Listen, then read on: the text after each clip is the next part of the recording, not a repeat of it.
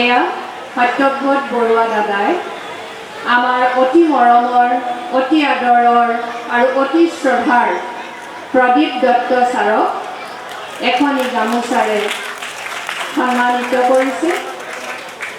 আমাৰ বিদ্যালয়ৰ ফালৰ পৰা এটি স্মাৰক প্ৰদান কৰা হৈছে, স্মৃতিচিহ্ন। আমাৰ বিদ্যালয়ৰ প্ৰকাশনৰ এখনি গ্ৰন্থ আৰু এটি ফুলৰ তৰাৰে তেখেতক আমি সম্বৰ্ধনা জ্ঞাপন কৰিছোঁ আৰু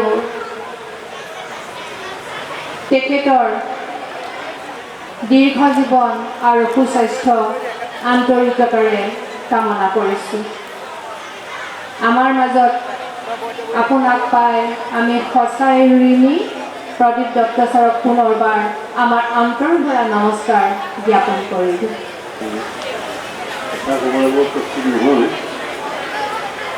এতিয়া বিদ্যালয়খনৰ লগত মুখ্যমন্ত্ৰীয়ে চলিয়ে কৰি যোৱাৰ নিচিনাকৈ বিগত 40 বছৰ কাল মোৰ গোটেই পৰিয়ালটো ইয়াৰ লগত সংযুক্ত হৈ আছোঁ আজিলৈকে থকা। গতিকে ইয়াৰ কোনো আত্মীয়তা, আৱেগিক আৰু আনুষ্ঠানিক সম্পৰ্ক এতিয়াও জড়িত আছে, সেইকাৰণে মই পাহৰিব নোৱাৰোঁ। দ্বিতীয় কথা হৈছে যে এই বিদ্যালয়খনতে মই মোৰ জীৱন গঢ়া প্ৰথম চাকৰিটো ইয়াতে আৰম্ভ কৰিছিলোঁ বিজ্ঞানৰ শিক্ষক হিচাপে। তাতে 2 বছৰ অলপ বেছি দিন ইয়াতে কাম কৰি ইয়াৰ পৰা মই শুক্লাই চাহ গৱেষণা প্ৰতিষ্ঠানত নিয়মীয়া কাৰ্যত যোগদান কৰিলোঁ। কিন্তু এটা কথা ঠিক, মই বিদ্যালয়খন মোৰ বৰঙণি নিচেই কম। এটাই মাত্ৰ মোৰ মনত আছে যে 1972 চনৰ প্ৰথম যেতিয়া মই হাইস্কুল শিক্ষান্ত পৰীক্ষাৰ অনুমতি দৰকাৰ হ'ল, তেতিয়া প্ৰয়াত আমাৰ গোপীনাথ বৰুৱা ছাৰ আৰু অবলা বাইদেৱে মোক ক'লে যে তুমি গৈ পেলাই গুৱাহাটীৰ পৰা পাৰ্মিশ্যনৰ কাগজখন উলিয়াই আনা।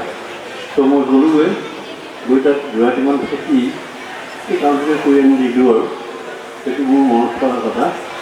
তাৰ পিছৰ পৰ্যায়তো মই বিদ্যালয়খনত মই অলপমান স্কুলত পঢ়ি থকা দিনৰ পৰা ছাত্ৰ একতা সভাৰ লগত জড়িত আছিলোঁ। সেইকাৰণে ইয়াতো মই সেই বস্তুটো গঠন কৰোঁ কাৰণে অলপমান চেষ্টা কৰিলোঁ আৰু অৱশেষত মই চেষ্টাত ফলৱতী হ'লোঁ।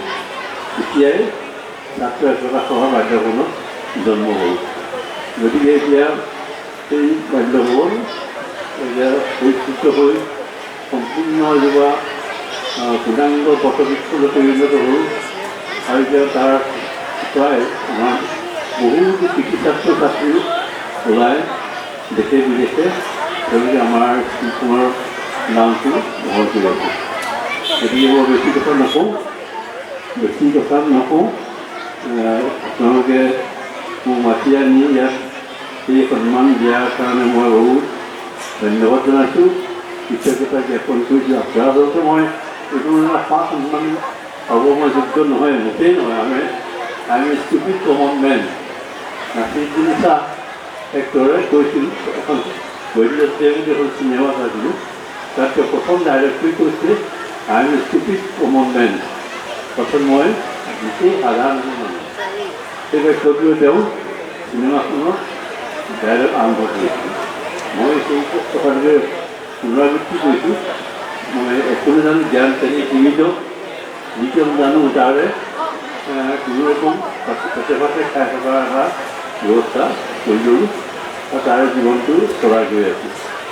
গতিকে মই আশা কৰিছোঁ আমাৰ বিদ্যালয়ৰ ছাত্ৰ ছাত্ৰীবিলাকেও ভৱিষ্যতে জীৱন গঢ়াৰ এই কমাৰ শালখনতে নিজকে গঢ়ি ভৱিষ্যত জীৱন উজ্জ্বল কৰক, সকলোৰে উন্নতি হওক, তাকেই কামনা কৰি মোৰ এই চমু বক্তৃতা সামৰণি মাৰি পুনৰবাৰ ধন্যবাদ জ্ঞাপন কৰিছোঁ। এয়া মঞ্চত আমাৰ বাল্যভৱনৰ 2য় বৰ্ষৰ ছাত্ৰী আৰাধনা বৰুৱা ছাতিল। মই গৌৰৱেৰে ক'ব খোজোঁ, এইটো মানে খুব কথাটো বৰ কাকত কিবা বিপত্তিক যেন লাগিব, কিন্তু বিজয় কেতন বৰুৱা, আৰাধনা বৰুৱা আৰু আমাৰ সুৰেশ ৰাজখোৱা ছাৰৰ প্ৰীতম ৰাজখোৱা তেখেত ঢুকাইছে আৰু তেখেতৰ ছোৱালীজনী। তেখেতসকলৰ যদি পৃথিৱীলৈ আগমন নহ'লেহেঁতেন তেতিয়া বাল্যভৱন নামৰ এটি অনুষ্ঠানৰ কিন্তু জন্মই নহ'লেহেঁতেন। সেই ল'ৰা ছোৱালী চাৰিটিক পঢ়াবলৈ বুলি প্ৰথমতে আলোচনা হৈছিল। তাৰপিছত বাল্যভৱনে এনেকুৱা ডাঙৰ বটবৃক্ষ ৰূপ ল'লে যে আজি আহি আমি ৭৫ বছৰত এই ৰূপ দেখা পাইছোঁ। তেখেতলৈ আমাৰ আন্তৰিক অভিনন্দন আৰু মৰম যাচিছোঁ। আৰাধনা বাইদেউ খুব চমুকৈ উইদিন 1 মিনিট প্লিজ এষাৰি ক'বলৈ অনুৰোধ জনাইছোঁ। আজি ইয়ালৈ আহি বহুত কথাই মনত পৰিছে।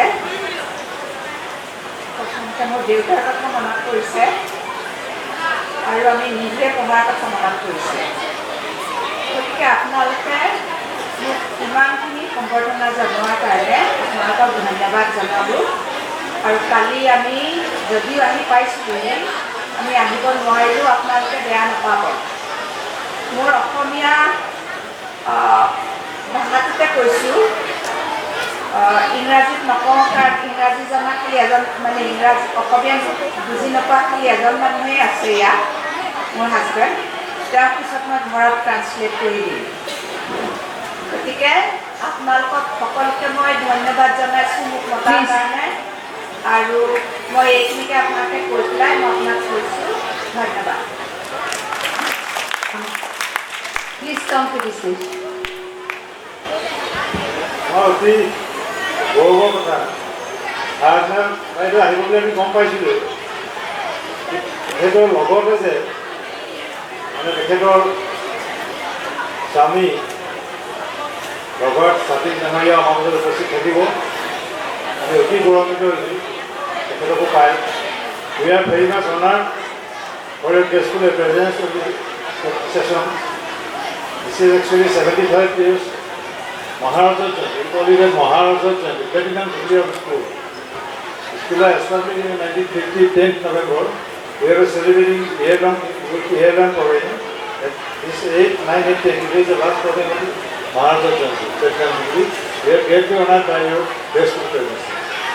Now we would like to honor you with a small, this is called traditional gamusa. This is a present principle of the high section, polygonal is the second section. So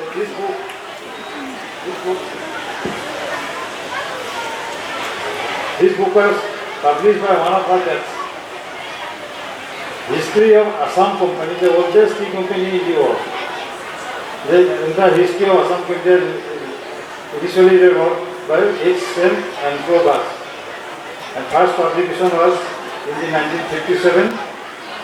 At this year, Baldavan published a second copy edition.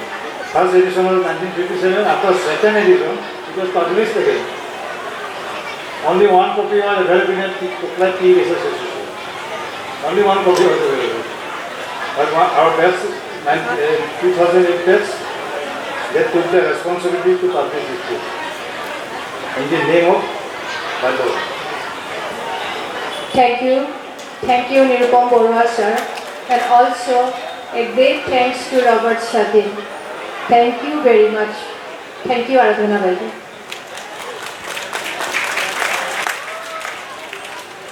সঁচাই অতি আনন্দিত হৈছোঁ। তেখেতৰ সুস্বাস্থ্য আৰু দীৰ্ঘ জীৱন আন্তৰিকতাৰে কামনা কৰিছোঁ।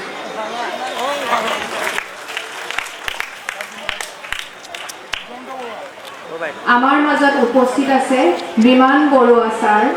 তেখেতক আমি মঞ্চলৈ আমন্ত্ৰণ জনাইছোঁ। বিমান বৰুৱা ছাৰক উপকৃত কৰিছে। তেখেতক আমি সামান্য অংগবস্ত্ৰ আৰু ফুলৰ পৰাই সম্বৰ্ধনা জনাব। আহক ছাৰ। আমাৰ মহাৰাজা জয়ন্তী বৰ্ষ সভাপতি মহোদয়।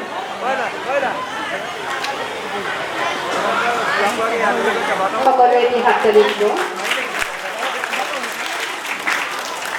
ইয়াৰ পাছতে আমাৰ মাজত উপস্থিত আছে আমাৰ বিদ্যালয়ৰ শিক্ষয়িত্ৰী লনিমা ধন্দিয়া বাইদেউ। ধন্দিয়া বাইদেউক মই মঞ্চলৈ নিমন্ত্ৰণ জনাইছোঁ। আপুনি ভালে আছে? ভালে আছে, একদম পুৰা ভালে আছে দেই। এই দুজনী মোৰ নহয় বিনু বিনু এইটো আমাৰ ঘৰ।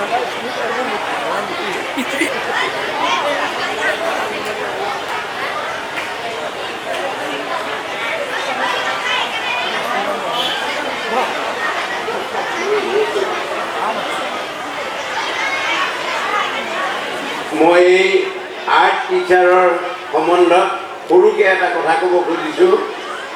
2002-03 চনত তেখেতৰ জীয়ৰী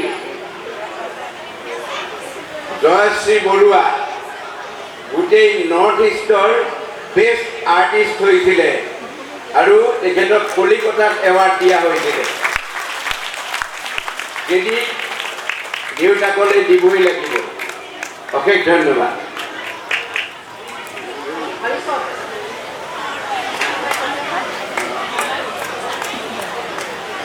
এতিয়া আমাৰ ধন্দিয়া বাইদেউক সম্বৰ্ধনা জনাবলৈ আগবাঢ়িছোঁ। লনিমা ধন্দিয়া বাইদেউক ইয়াত পঢ়ি থকা ছাত্ৰ ছাত্ৰীসকলৰ বহুতেই চিনি পোৱা আৰু কণমানি হয়তো চিনি নাপাব পাৰে। বাইদেৱে শিক্ষকতাৰ লগতে আন কাৰ্যসমূহো বৰ সুন্দৰকৈ আগবঢ়াই নিছিল। বাইদেউৰ উদ্যোগতে বাইদেউ ভৱনত প্ৰথমখন ভাওনা অনুষ্ঠিত হৈছিল। বাইদেউক আমি সম্বৰ্ধনা জনাইছোঁ, বাইদেউৰ সুস্বাস্থ্য কামনা কৰিছোঁ। আমাৰ সভাপতি মহোদয়ক তেখেতক সম্বৰ্ধনা জনাবলৈ অনুৰোধ জনাইছোঁ।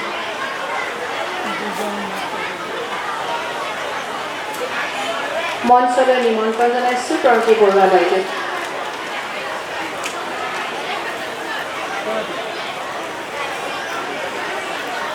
এয়া আমাৰ মৰমৰ ধন্দিয়া বাইদেউ, সদায় সাজি পাৰি থকা বাইদেউ, সদায় এনেকৈ সুন্দৰকৈ থাকক। বাইদেউক আমাৰ ভক্তি ভৰা শ্ৰদ্ধা নিবেদিছোঁ।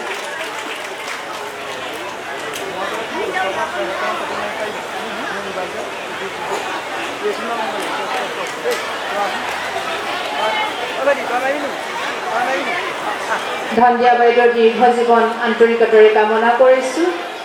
আমাৰ মাজত উপস্থিত আছে প্ৰণতি বৰুৱা বাইদেউ।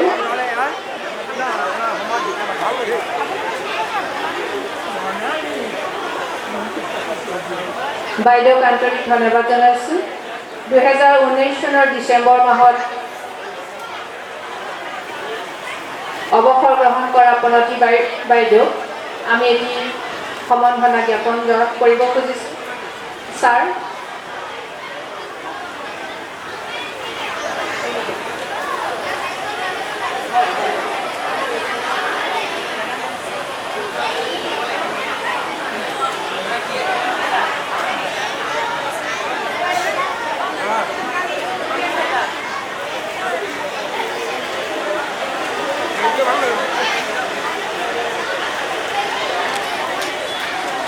এয়া আমাৰ মাজত প্ৰণতি বৰুৱা বাইদেউ। তেখেতে কৃতি শিক্ষয়িত্ৰী বঁটাও গ্ৰহণ কৰিছিলে জিলা প্ৰশাসনৰ পৰা।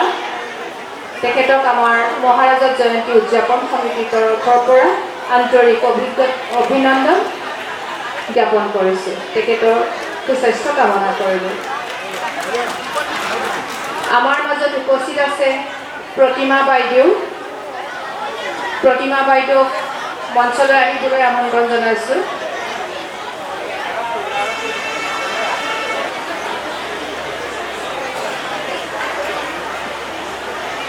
এয়া আমাৰ মাজত প্ৰতিমা বাইদেউ। প্ৰতিমা বাইদেৱে অলপতে বাল্যভৱনৰ পৰা অৱসৰ গ্ৰহণ কৰিছে। তেখেতক আমাৰ ফালৰ পৰা শুভেচ্ছা জনাইছোঁ। তেখেতে বিজ্ঞান ক্ষেত্ৰখনত বিজ্ঞানৰ শিক্ষক আছিল যিহেতু বিজ্ঞান ক্ষেত্ৰখনত সহায় সহযোগ হোৱাকৈ লেখনি আগবঢ়াই যাওক। তেখেতৰ সুস্বাস্থ্য কামনা কৰিছোঁ। এয়া আমাৰ প্ৰতিমা বাইদেউক সম্বৰ্ধনা জনাইছোঁ উদযাপন সমিতিৰ সভাপতি নিৰূপণ বৰুৱা ছাৰে।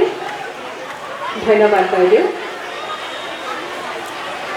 আমন্ত্ৰণ জনাইছোঁ মঞ্চলৈ স্বপন বেজবৰুৱা ছাৰক। আৰু তেখেতক সম্বৰ্ধনা জ্ঞাপন কৰিবলৈ আমাৰ প্ৰাক্তন ছাত্ৰ সংস্থাৰ একেবাৰে মুৰব্বীৰ নিচিনাকৈ অতীজৰে পৰা এতিয়ালৈকে লাগি থকা আমাৰ মৰমৰ মিনু বাইদেউ মঞ্চলৈ আহিবলৈ অনুৰোধ জনাইছোঁ। তেখেত আমাৰ পথ প্ৰদৰ্শক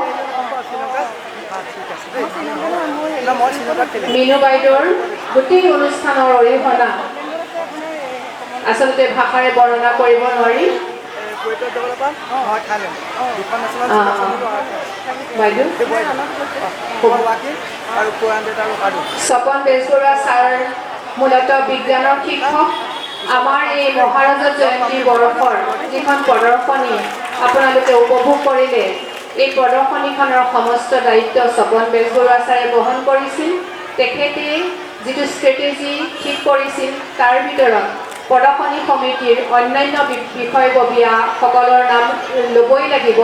অন্যান্য বিষয়াসকলৰ সহযোগত তেখেতে প্ৰদৰ্শনীখন অতি সুন্দৰকৈ উপস্থাপন কৰিলে। তেখেতৰ সুস্বাস্থ্য কামনা কৰিছোঁ। তেখেতেও বিদ্যায়তনিক কামৰ উপৰি অন্যান্য অবিদ্যায়তনিক কামত নিজকে জড়িত ৰাখিছে। তেখেতে ভৱিষ্যতে এই কাম কৰি যাব বুলি আশা ৰাখিলোঁ। ধন্যবাদ ছাৰ।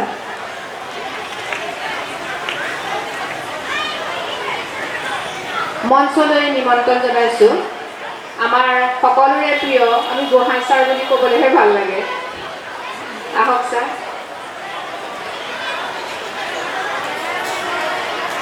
প্ৰবীণ গোহাঁই ছাৰ, তেখেতক আমি মঞ্চলৈ আমন্ত্ৰণ জনাইছোঁ। সকলোৰে মৰমৰ গোহাঁই ছাৰ, এখেতক আমি এজন শিক্ষক হিচাপে পৰিচয় দিয়াৰ উপৰিও আমি তেখেতক এজন মাষ্টাৰ্ছ এথলেটিক্স হিচাপে পৰিচয় কৰাই দিবলৈ ভাল পাম। তেখেতে অৱসৰ গ্ৰহণৰ পিছত 60 বছৰৰ ঊৰ্ধৰ আন্তঃৰাষ্ট্ৰীয় এথলেটিক্সত অংশগ্ৰহণ কৰি অসমৰ লগতে ভাৰতলৈ গৌৰৱ কঢ়িয়াই আনিছে আৰু সকলো ঠিকে থাকিলে তেখেতে আন্তঃৰাষ্ট্ৰীয় পৰ্যায়তো নিৰ্বাচিত হৈ যোৰহাটৰ লগতে সমগ্ৰ দেশক গৌৰৱান্বিত কৰিব বুলি আমি আশা ৰাখিছোঁ। শ্ৰীলংকাত তেখেতে আন্তঃৰাষ্ট্ৰীয় খেলি আহিলে, আকৌ ব্ৰঞ্জৰ পাইছিলে। এতিয়া আশা ৰাখিছোঁ পুনৰবাৰ স্বৰ্ণ বুটলি আনিব। তেখেতলৈ আমাৰ আন্তৰিক শ্ৰদ্ধা নিদিছোঁ। মিনু বাইদেউ আৰু নিৰুপম বৰুৱা ছাৰে তেখেতক সম্বৰ্ধনা জ্ঞাপন কৰিব। তেখেতে এনেকৈ থাকক, সুস্বাস্থ্যৰে থাকক আৰু তেখেতে জাতীয় জীৱনলৈ ক্ৰীড়াৰ ক্ষেত্ৰত অৰিহণা আগবঢ়াই থাকক। তেখেতলৈ আমাৰ আন্তৰিক শুভেচ্ছা জ্ঞাপন কৰিছোঁ। বাল্যভৱনত তেখেতে অংকৰ শিক্ষক হিচাপে অৰিহণা আগবঢ়াইছিলে আৰু এতিয়া ক্ৰীড়া ক্ষেত্ৰত তেখেতে বাল্যভৱনৰ নাম উজ্বলাই ৰাখিছে। তেখেতৰ সুস্বাস্থ্য আমি কামনা কৰিছোঁ। ধন্যবাদ।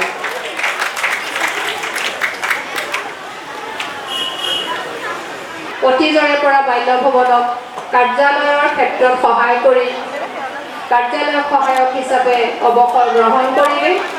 তেখেতৰ বাল্যভৱনৰ প্ৰতিটো তথ্য একেবাৰে নখদৰ্পণত আছিলে। আমাক কোনোবাই কিবা সুধিলে আমি চিধা বৰাদালৈ ফোন কৰোঁ আৰু বৰাদাই মনৰ পৰাই কৈ দিয়ে তথ্যটো। সেই বৰাদালৈ বৰাদাৰ হাতৰ আখৰো বৰ সুন্দৰ, সকলোৱে দি হাততালি দিব লাগে।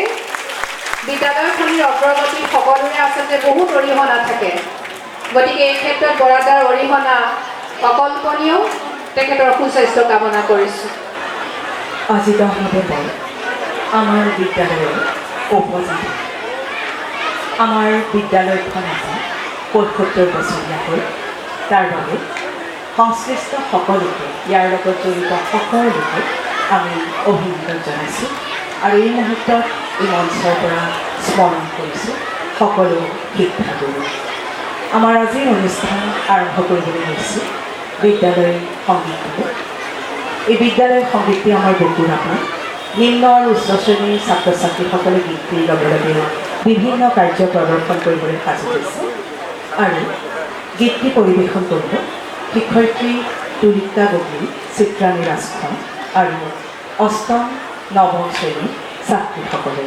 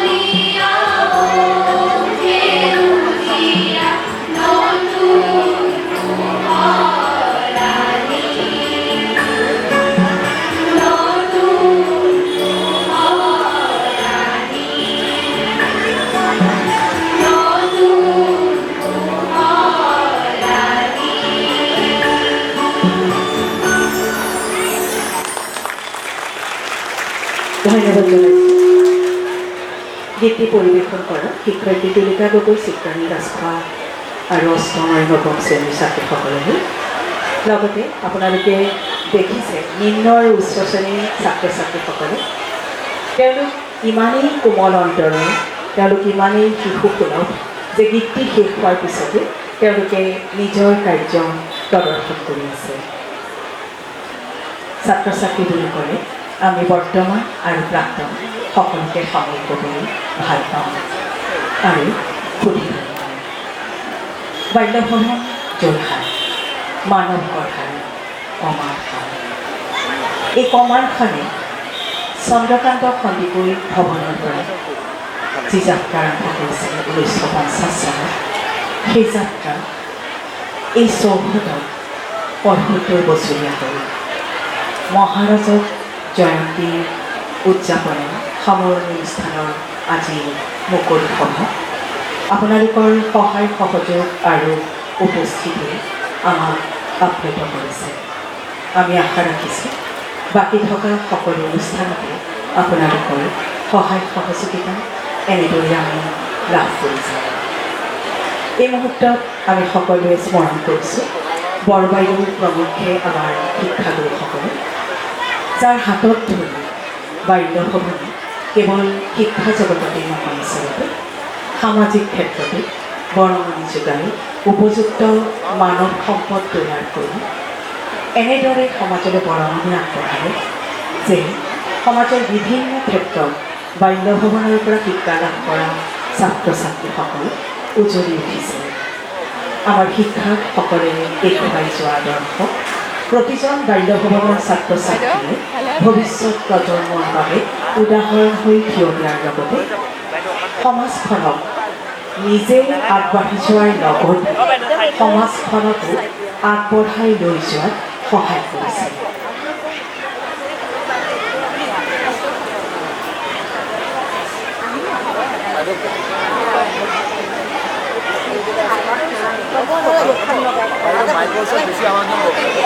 আমি বিশিষ্ট অতিথিসকলক এতিয়া মঞ্চলৈ আমন্ত্ৰণ জনাইছোঁ।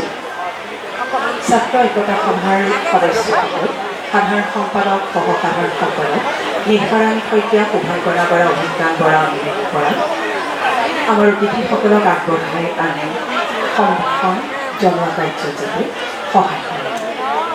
প্ৰথমতে মঞ্চলৈ আমি আমন্ত্ৰণ জনাব খুজিছোঁ মহাৰাজক জয়ন্তী উদযাপন সমিতিৰ সভাপতি, আমাৰ সকলোৰে শ্ৰদ্ধাৰ মাননীয় শ্ৰীযুত নিৰূপম বৰুৱা দাদা।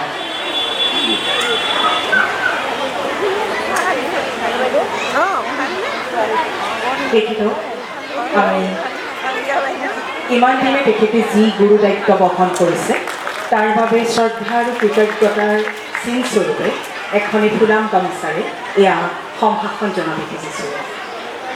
আমাৰ শ্ৰদ্ধা আৰু কৃতজ্ঞতাৰ চিন।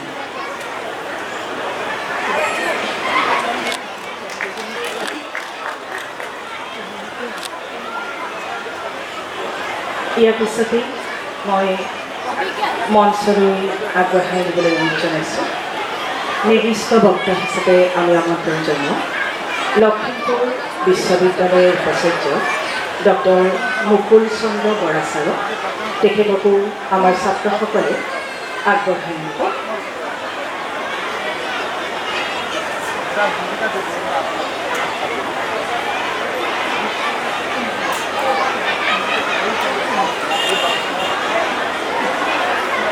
ডক্টৰ মুকুল চন্দ্ৰ বৰা ছাৰ, তেখেতৰ যাত্ৰা আচলতে যোৰহাটৰ পৰাই আৰম্ভ হৈছে। তেখেত যোৰহাটৰ নাওবৈচা গাঁৱৰ বাসিন্দা আৰু আমাৰ তৰফৰ পৰা এয়া ছাত্ৰ ছাত্ৰীসকলে সম্ভাষণ জনাব খুজিছে, শ্ৰদ্ধা জনাব খুজিছে এখন ফুলাম গামোচাৰে।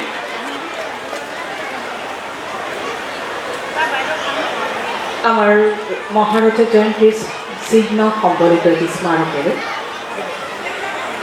এটি প্ৰীতি উপহাৰেৰে এটি ফুলৰ তোৰা যিটো বাল্যভৱনৰ ছাত্ৰ ছাত্ৰীয়ে তৈয়াৰ কৰি নিজ হাতেৰে তৈয়াৰ কৰিছে আৰু তেখেতক অৰ্পণ কৰিছে। আৰু এয়া এটি কিতাপৰ টোপোলাৰে আমি তেখেতক সম্ভাষণ জনাইছোঁ। আমাৰ মহাৰজা জয়ন্তী উপলক্ষে প্ৰকাশ পোৱা আমাৰ স্মৰণিকাখনো তেখেতক প্ৰদান কৰা হৈছে। ষ্ট্ৰাকচাৰেল ইঞ্জিনিয়াৰিঙত গৱেষণা কৰি ডক্টৰেট ডিগ্ৰী লাভ কৰা বৰা ছাৰ ইয়াৰ পূৰ্বতে ডিব্ৰুগড় বিশ্ববিদ্যালয় কলেজ অফ ইঞ্জিনিয়াৰিঙৰ ডিৰেক্টৰ হিচাপে আছিলে। তেখেতৰ উল্লেখযোগ্য 4খন কিতাপ হৈছে Indian knowledge system, introduction to circular economy, journey towards Vishwaguru, Trimurti, 3 pillars of national education policy 2020। বিদ্যায়তনিক দিশত তেখেতে যিখিনি বৰঙণি আগবাঢ়িছে, এই মুহূৰ্তত আমি সেইখিনি শ্ৰদ্ধাৰে কৃতজ্ঞতাৰে সোঁৱৰিছোঁ আৰু আশা ৰাখিছোঁ আপুনি এইদৰে আমাৰ ছাত্ৰ ছাত্ৰীসকলক তথা সমাজখনক মাৰ্গদৰ্শন কৰি আগবঢ়াই যাব। ইয়াৰ পিছতে আমি মঞ্চলৈ আমন্ত্ৰণ জনাব খুজিছোঁ যোৰহাট বিধানসভা সমষ্টিৰ সন্মানীয় বিধায়ক শ্ৰীযুত হিতেন্দ্ৰনাথ গোস্বামী ডাঙৰীয়া। যোৰহাটৰ ৰাইজৰ বাবে অতিশয় এটি চিনাকি নাম। সমাজ সেৱাৰে তেখেতে যোৰহাটবাসীক সদায় নেতৃত্ব দি আহিছে। ৰাজনীতিক ক্ষেত্ৰতো তেখেতে যোৰহাটক সদায় প্ৰতিনিধিত্ব কৰি আহিছে। তেখেতক আমাৰ তৰফৰ পৰা সম্ভাষণ জনাবলৈ ছাত্ৰ ছাত্ৰীসকলক অনুৰোধ জনাইছোঁ।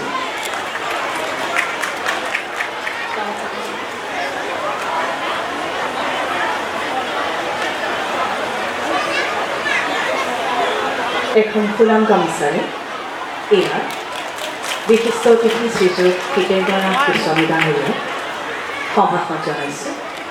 এটি ফুলৰ তোৰাৰে যিটো বাল্যভৱনৰ ছাত্ৰ ছাত্ৰীয়ে নিজ হাতেৰে তৈয়াৰ কৰিছে, এটি প্ৰীতি উপহাৰ মহাৰাজত জয়ন্তীৰ চিহ্ন সম্বলিত এটি স্মাৰক আৰু তেখেতলৈ আগবঢ়োৱা হৈছে এটি কিতাপৰ টোপোলা, য'ত আছে আমাৰ মহাৰাজত জয়ন্তী উপলক্ষে প্ৰকাশ পোৱা স্মৰণিকাখন।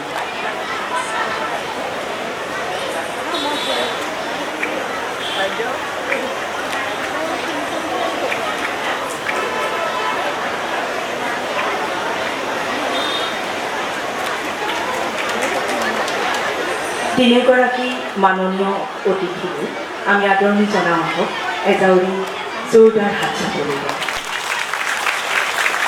আমাৰ আন দুগৰাকী বিশিষ্ট অতিথি বৰ্তমান আহি পোৱা নাই। তেখেতসকল আহি পালেই আমি মঞ্চলৈ আমন্ত্ৰণ জনাই এই মঞ্চত সম্বোধন কৰিবলৈ অনুৰোধ জনাম। তাৰ আগতে আমি অনুষ্ঠানসমূহ আগবঢ়াব খুজিছোঁ। মহাৰাজক জয়ন্তী উদযাপন সমিতিৰ সম্পাদিকা তথা বিদ্যালয়ৰ প্ৰধান শিক্ষয়িত্ৰী আমাৰ শ্ৰদ্ধাৰ শ্ৰীযুতা জোনালী বৰা বাইদেউ আৰু লগত থাকিব তিনিগৰাকী ছাত্ৰ ছাত্ৰী নিশাৰাণী শইকীয়া, কীৰ্তনজ্যোতি বৰা আৰু সংস্কৃতা হাজৰিকা।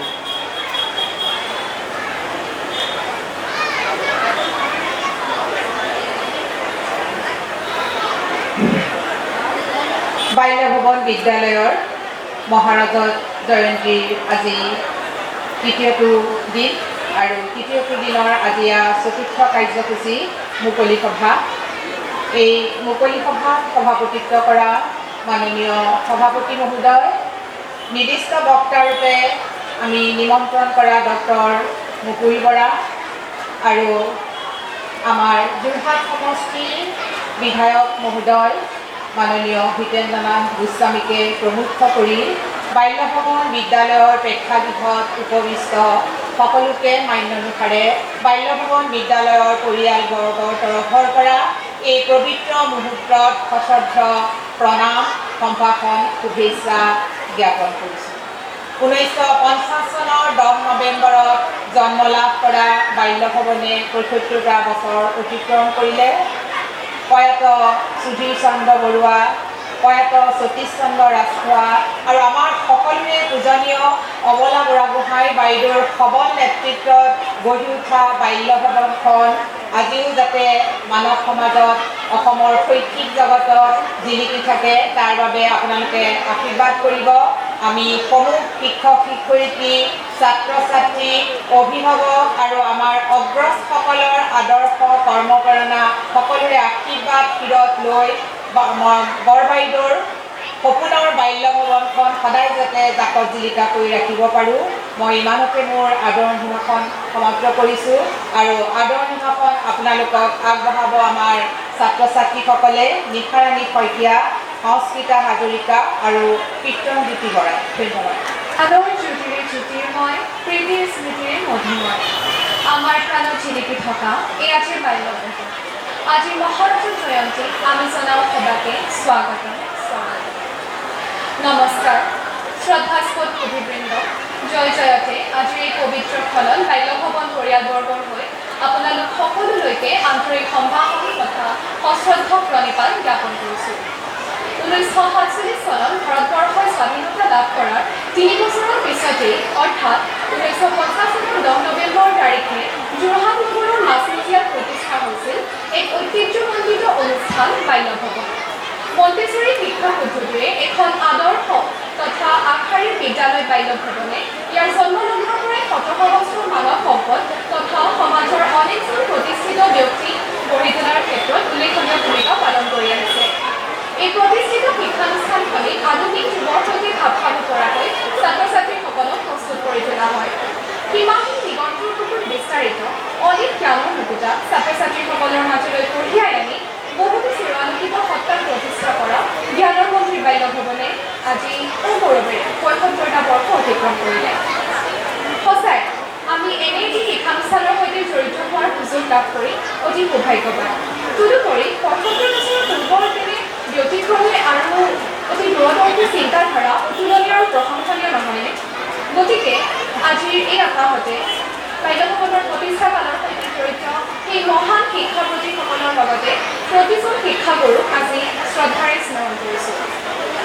সময় এখন নিৰৱধি নৈদৰে সময়ৰ পৰিক্ৰমাত বাল্য ভৱনে ৰূপালী জয়ন্তী বৰ্ষ, সোণালী জয়ন্তী বৰ্ষ অতিক্ৰম কৰি মহাৰথ জয়ন্তী বৰ্ষত ভৰি দিলেহি। ৭৫ বছৰীয়া এই সুদীৰ্ঘ যাত্ৰাত ইতিমধ্যে বাল্য ভৱনে স্কুলীয়া শিক্ষাৰ ইতিহাসত এখন আচুতীয়া ঠাই দখল কৰিবলৈ সক্ষম হৈছে। কেৱল শিক্ষাৰ দিশতে নহয়, বিভিন্ন প্ৰতিভাক বিকশিত ৰূপ দিয়াৰ ক্ষেত্ৰত বাল্য ভৱনৰ অৱদান অনস্বীকাৰ্য। বৰ্তমান সময়ৰ ভিতৰত শিক্ষাৰ ধাৰা সলনি হৈছে, কিন্তু আমাৰ শিক্ষানুষ্ঠানটিয়ে সদায় নিজৰ মূল আদৰ্শ, নিয়মানুৱৰ্তিতা, কৰ্তব্যনিষ্ঠা আদি অটুট ৰাখি আগুৱাই যাবলৈ চেষ্টা কৰি আহিছে। বিশিষ্ট সাহিত্যিক নৱকান্ত বৰুৱাদেৱে লিখিছিল, বাল্য ভৱন শিক্ষা ব্যৱসায়ীৰ বাণিজ্য নহয়, ই প্ৰকৃততে এটা শিক্ষায়তন।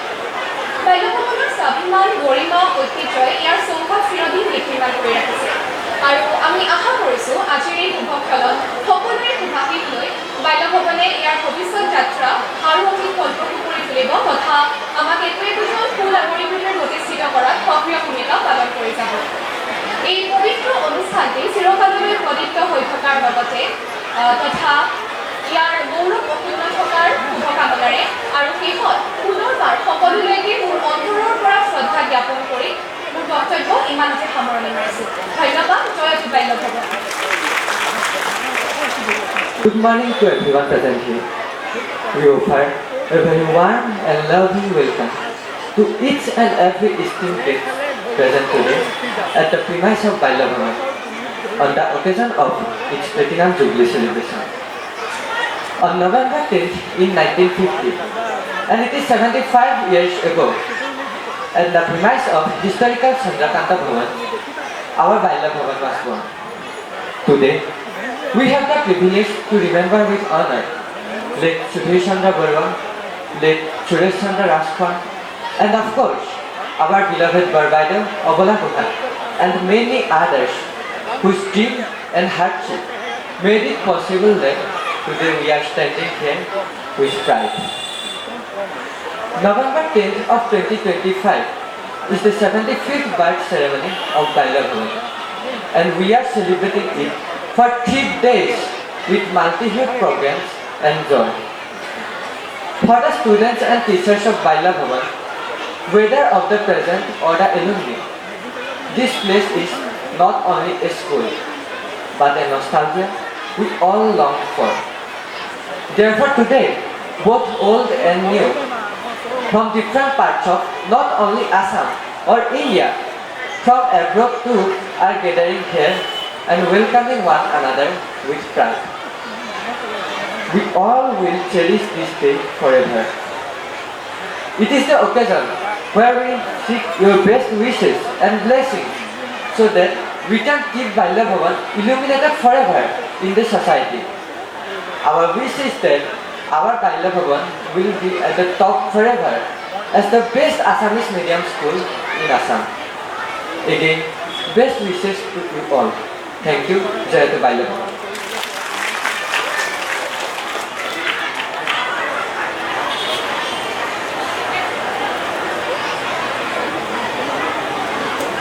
नाम जिसके परिचय की मोहताज नहीं, जाने जाते हैं उसके काम। विद्या के उस मंदिर में स्वागत आपका हृदय से करते हैं हम। पंखों से नहीं हौसलों से उड़ना सिखाया उस बाल्य भवन के विद्यार्थी हम। आपका यहाँ आना सौभाग्य हमारा, दिल से आप सबके आभारी हम। नमस्कार। हर महान इमारत की शुरुआत एक छोटी सी ईंट से होती है। उसी पहले ईंट को स्मरण करने हेतु आज हम यहाँ एकत्र हुए हैं।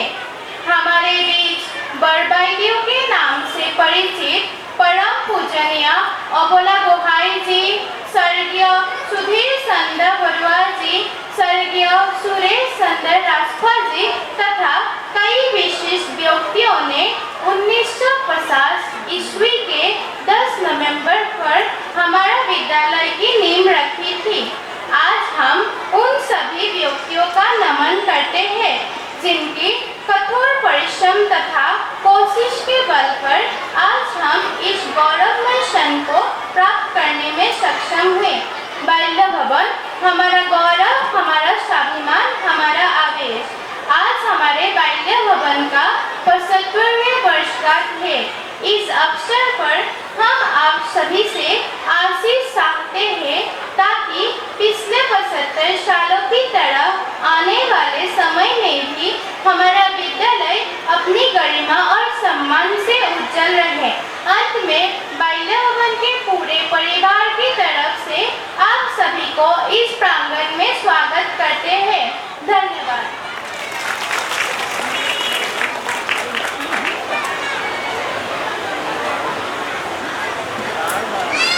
আমি ধন্যবাদ জনাইছোঁ মাননীয় শ্ৰীযুতা জোনালী বৰা বাইদেউ আৰু লগতে তিনিগৰাকী ছাত্ৰ ছাত্ৰীয়ে ইমান সুন্দৰকৈ তিনিটা ভাষাত আমাক সকলোকে স্বাগতম জনালে।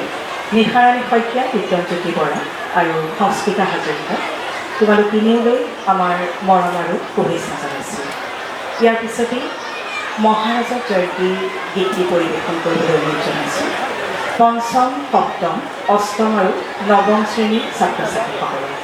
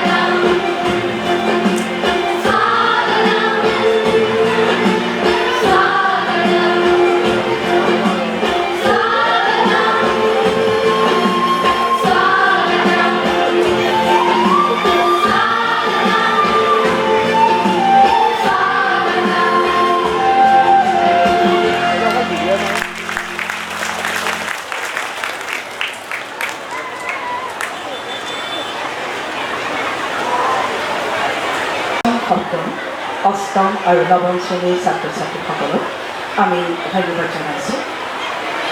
এই গীতটিৰে যেন চন্দ্ৰকান্ত সন্দিকৈ ভৱনৰ পৰা এই চৌকলৈকে যি যাত্ৰা, যি বৰ্ণিল আৰু অন্যতম সুন্দৰ যাত্ৰা, সেই যাত্ৰাত প্ৰকাশ কৰিছে ৰাজমাও পুখুৰীৰ গাম্ভীৰ্যতাটো।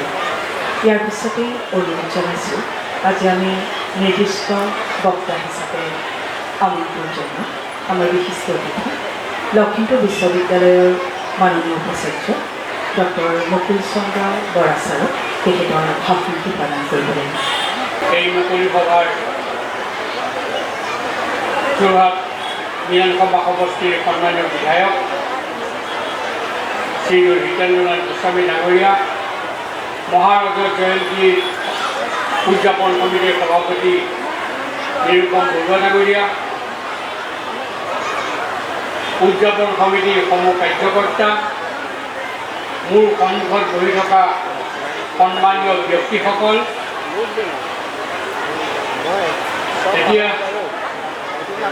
কথা যেতিয়া ক'ব কৈ তেতিয়াতো ক'বই লাগিব। এতিয়ালৈকে হয়তো মই 100টাৰ ওপৰত ভাষণ দিলোঁ, কিন্তু আজিৰ নিচিনা অৱস্থা হয়তো মোৰ হোৱা নাই।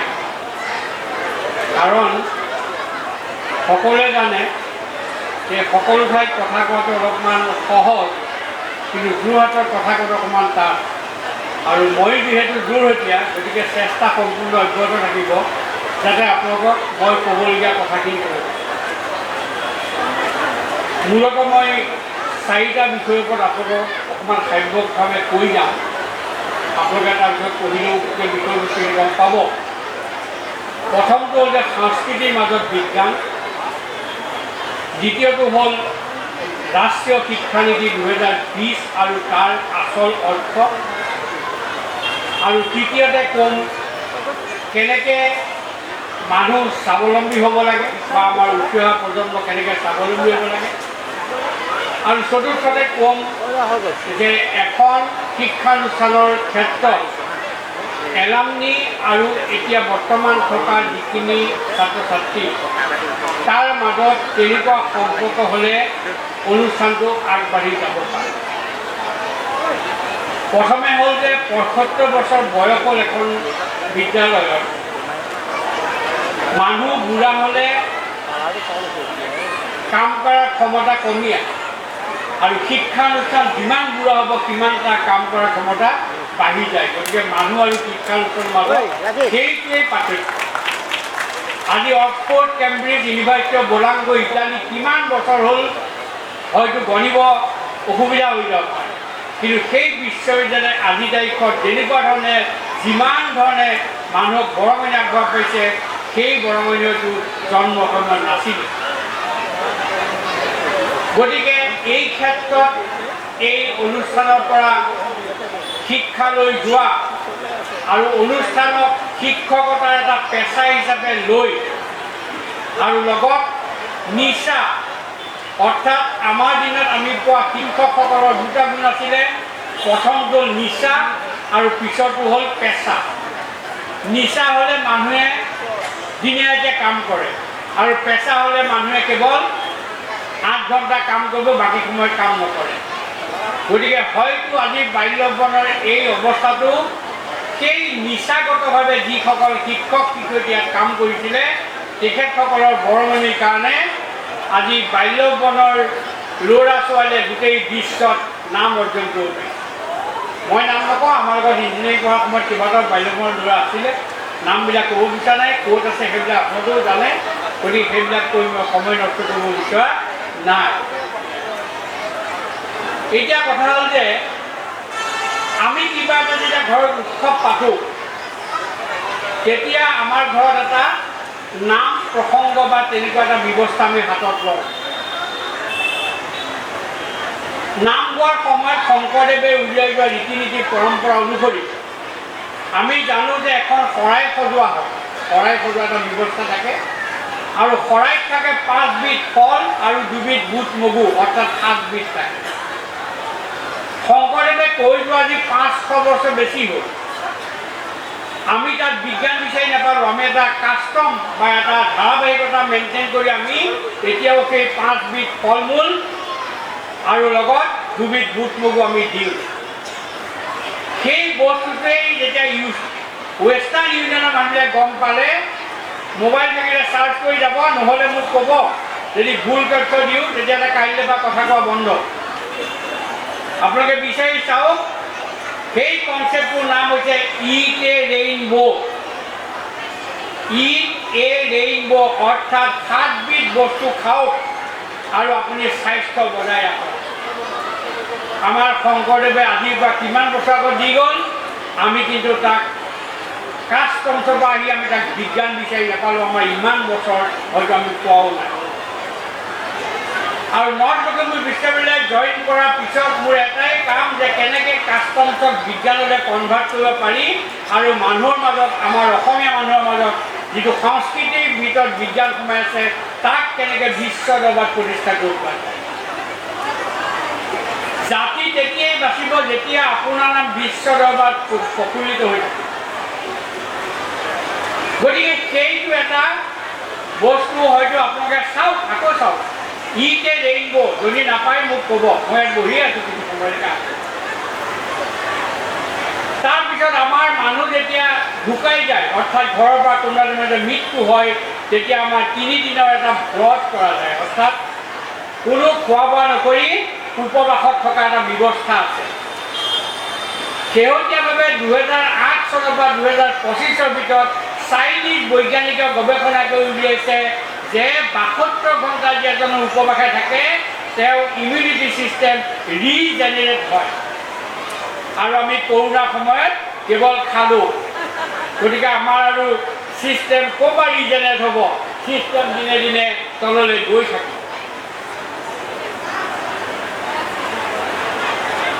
বিজ্ঞানৰ পৰম্পৰা ভাৰতবৰ্ষত আজি নহয়, আৰু ভাৰতবৰ্ষৰ মানুহ আৰু যোৰহাটৰ মানুহৰ মাজত এটা মিল আছে। যোৰহাটৰ মানুহে কোনো কথা নেমানে আৰু ভাৰতবৰ্ষৰ পৌৰাণিক দিনতো কোনেও কাৰো কথা নেমানে। IIT গুৱাহাটীত 2021 চনত মই এটা লেকচাৰ দিছিলোঁ ইণ্ডিয়ান কেলেণ্ডাৰৰ ওপৰত, অৰ্থাৎ হাউ কেলেণ্ডিকেল ছিষ্টেম হেজ কাম ইনটু পিকচাৰ। আৰু আমি হয়তো বহুতে নাজানো, খাচী মানুহৰ যিখন কেলেণ্ডাৰ, সেই কেলেণ্ডাৰ হৈছে বিশ্ববিদ্যালয়কে পুৰণি কেলেণ্ডাৰ। এছিয়াটিক ছ'চাইটি অফ ইণ্ডিয়াৰ জাৰ্নেলত 1927 চনত প্ৰকাশ পোৱা এখন গৱেষণা পত্ৰত সেই বিষয়ে লিখা আছে। আমি বহুতে জানো যে ভাস্কো দা গামা আহি পেলাই আমাৰ দেশখন আৱিষ্কাৰ কৰিছিলে, কিন্তু আমি নাজানো যে ভাস্কো দা গামাক অনা মানুহজন এজন গুজৰাটী বেপাৰী আছিলে, যাৰ নাম মলম বুলি কয়। গতিকে এটা কণ্ট্ৰভাৰ্চি থকাকে মই নামটো পুৰা ক'ব বিচৰা নাই। সেই মানুহজনে চাউথ আফ্ৰিকাত পাই ভাস্কো দা গামাক ভাৰতবৰ্ষলৈ লৈ আহিছিলে আৰু লগতে কৈছিলে যে চোৱা ভাই, তোমাক কিন্তু মই কলিকতালৈকে লৈ যাম, কাৰণ মই কেৰেলাৰ পৰা মছলা আনি মই চাউথ আফ্ৰিকাত বিক্ৰী কৰোঁ, গুজৰাটী মাৰ্চেণ্ট। সেইকাৰণে চাউথ আফ্ৰিকাত যদি কোনোবা মানুহ যায় বা কোনোবা মানুহ সম্পৰ্কতে গম পাব যে চাউথ আফ্ৰিকাৰ যিখিনি গুজৰাটী মানুহ আছে, তেওঁলোক আনি হয়তো 500-600 বছৰলৈ তাত আছে। আমি বহুত বস্তু নাজানো, আমি বহুত বস্তু গম নাপালোঁ, আমাক বহুত বস্তু নতুনকৈ দিয়া হ'ল, যিবিলাক বস্তু আচলতে আমাৰ পৰাই লোৱা। পিংগলা বুলি এজন মেথমেটিচিয়ান আছিলে, পিংগলা, চাউথ ইণ্ডিয়া কেৰেলাৰ এজন মনীষী আছিলে। তেওঁ এটা বস্তু আৱিষ্কাৰ কৰিছিলে, তাৰ নাম হ'ল পিংগলাছ থিয়ৰী। আৰু সেই পিংগলা থিয়ৰী মূলতঃ ব্যৱহাৰ হৈছিলে পাণিনিৰ অষ্টাধ্যায় ফনেটিক্স বিষয়ত অধ্যয়ন কৰিব। সেই পিংগলাৰ সূত্ৰ 500 BC লিখা সূত্ৰ, তাৰপিছত 1700 চনটো মই একজেক্ট ক'ব নোৱাৰিম, মোৰ লগত আছে, মই চালে ক'ব পাৰিম। সেই চনত ফেবনাকি বুলি এজন চাইণ্টিষ্টে উলিয়াই ক'লে, this is known as Fibonacci series. অৰ্থাৎ তোমাৰ বাৰীৰ বাঁহৰ গাছ, মই খুন্দো খৰিচা, তোমাক বেছি ধান লৈছোঁ, কথাটো মন কৰিছা।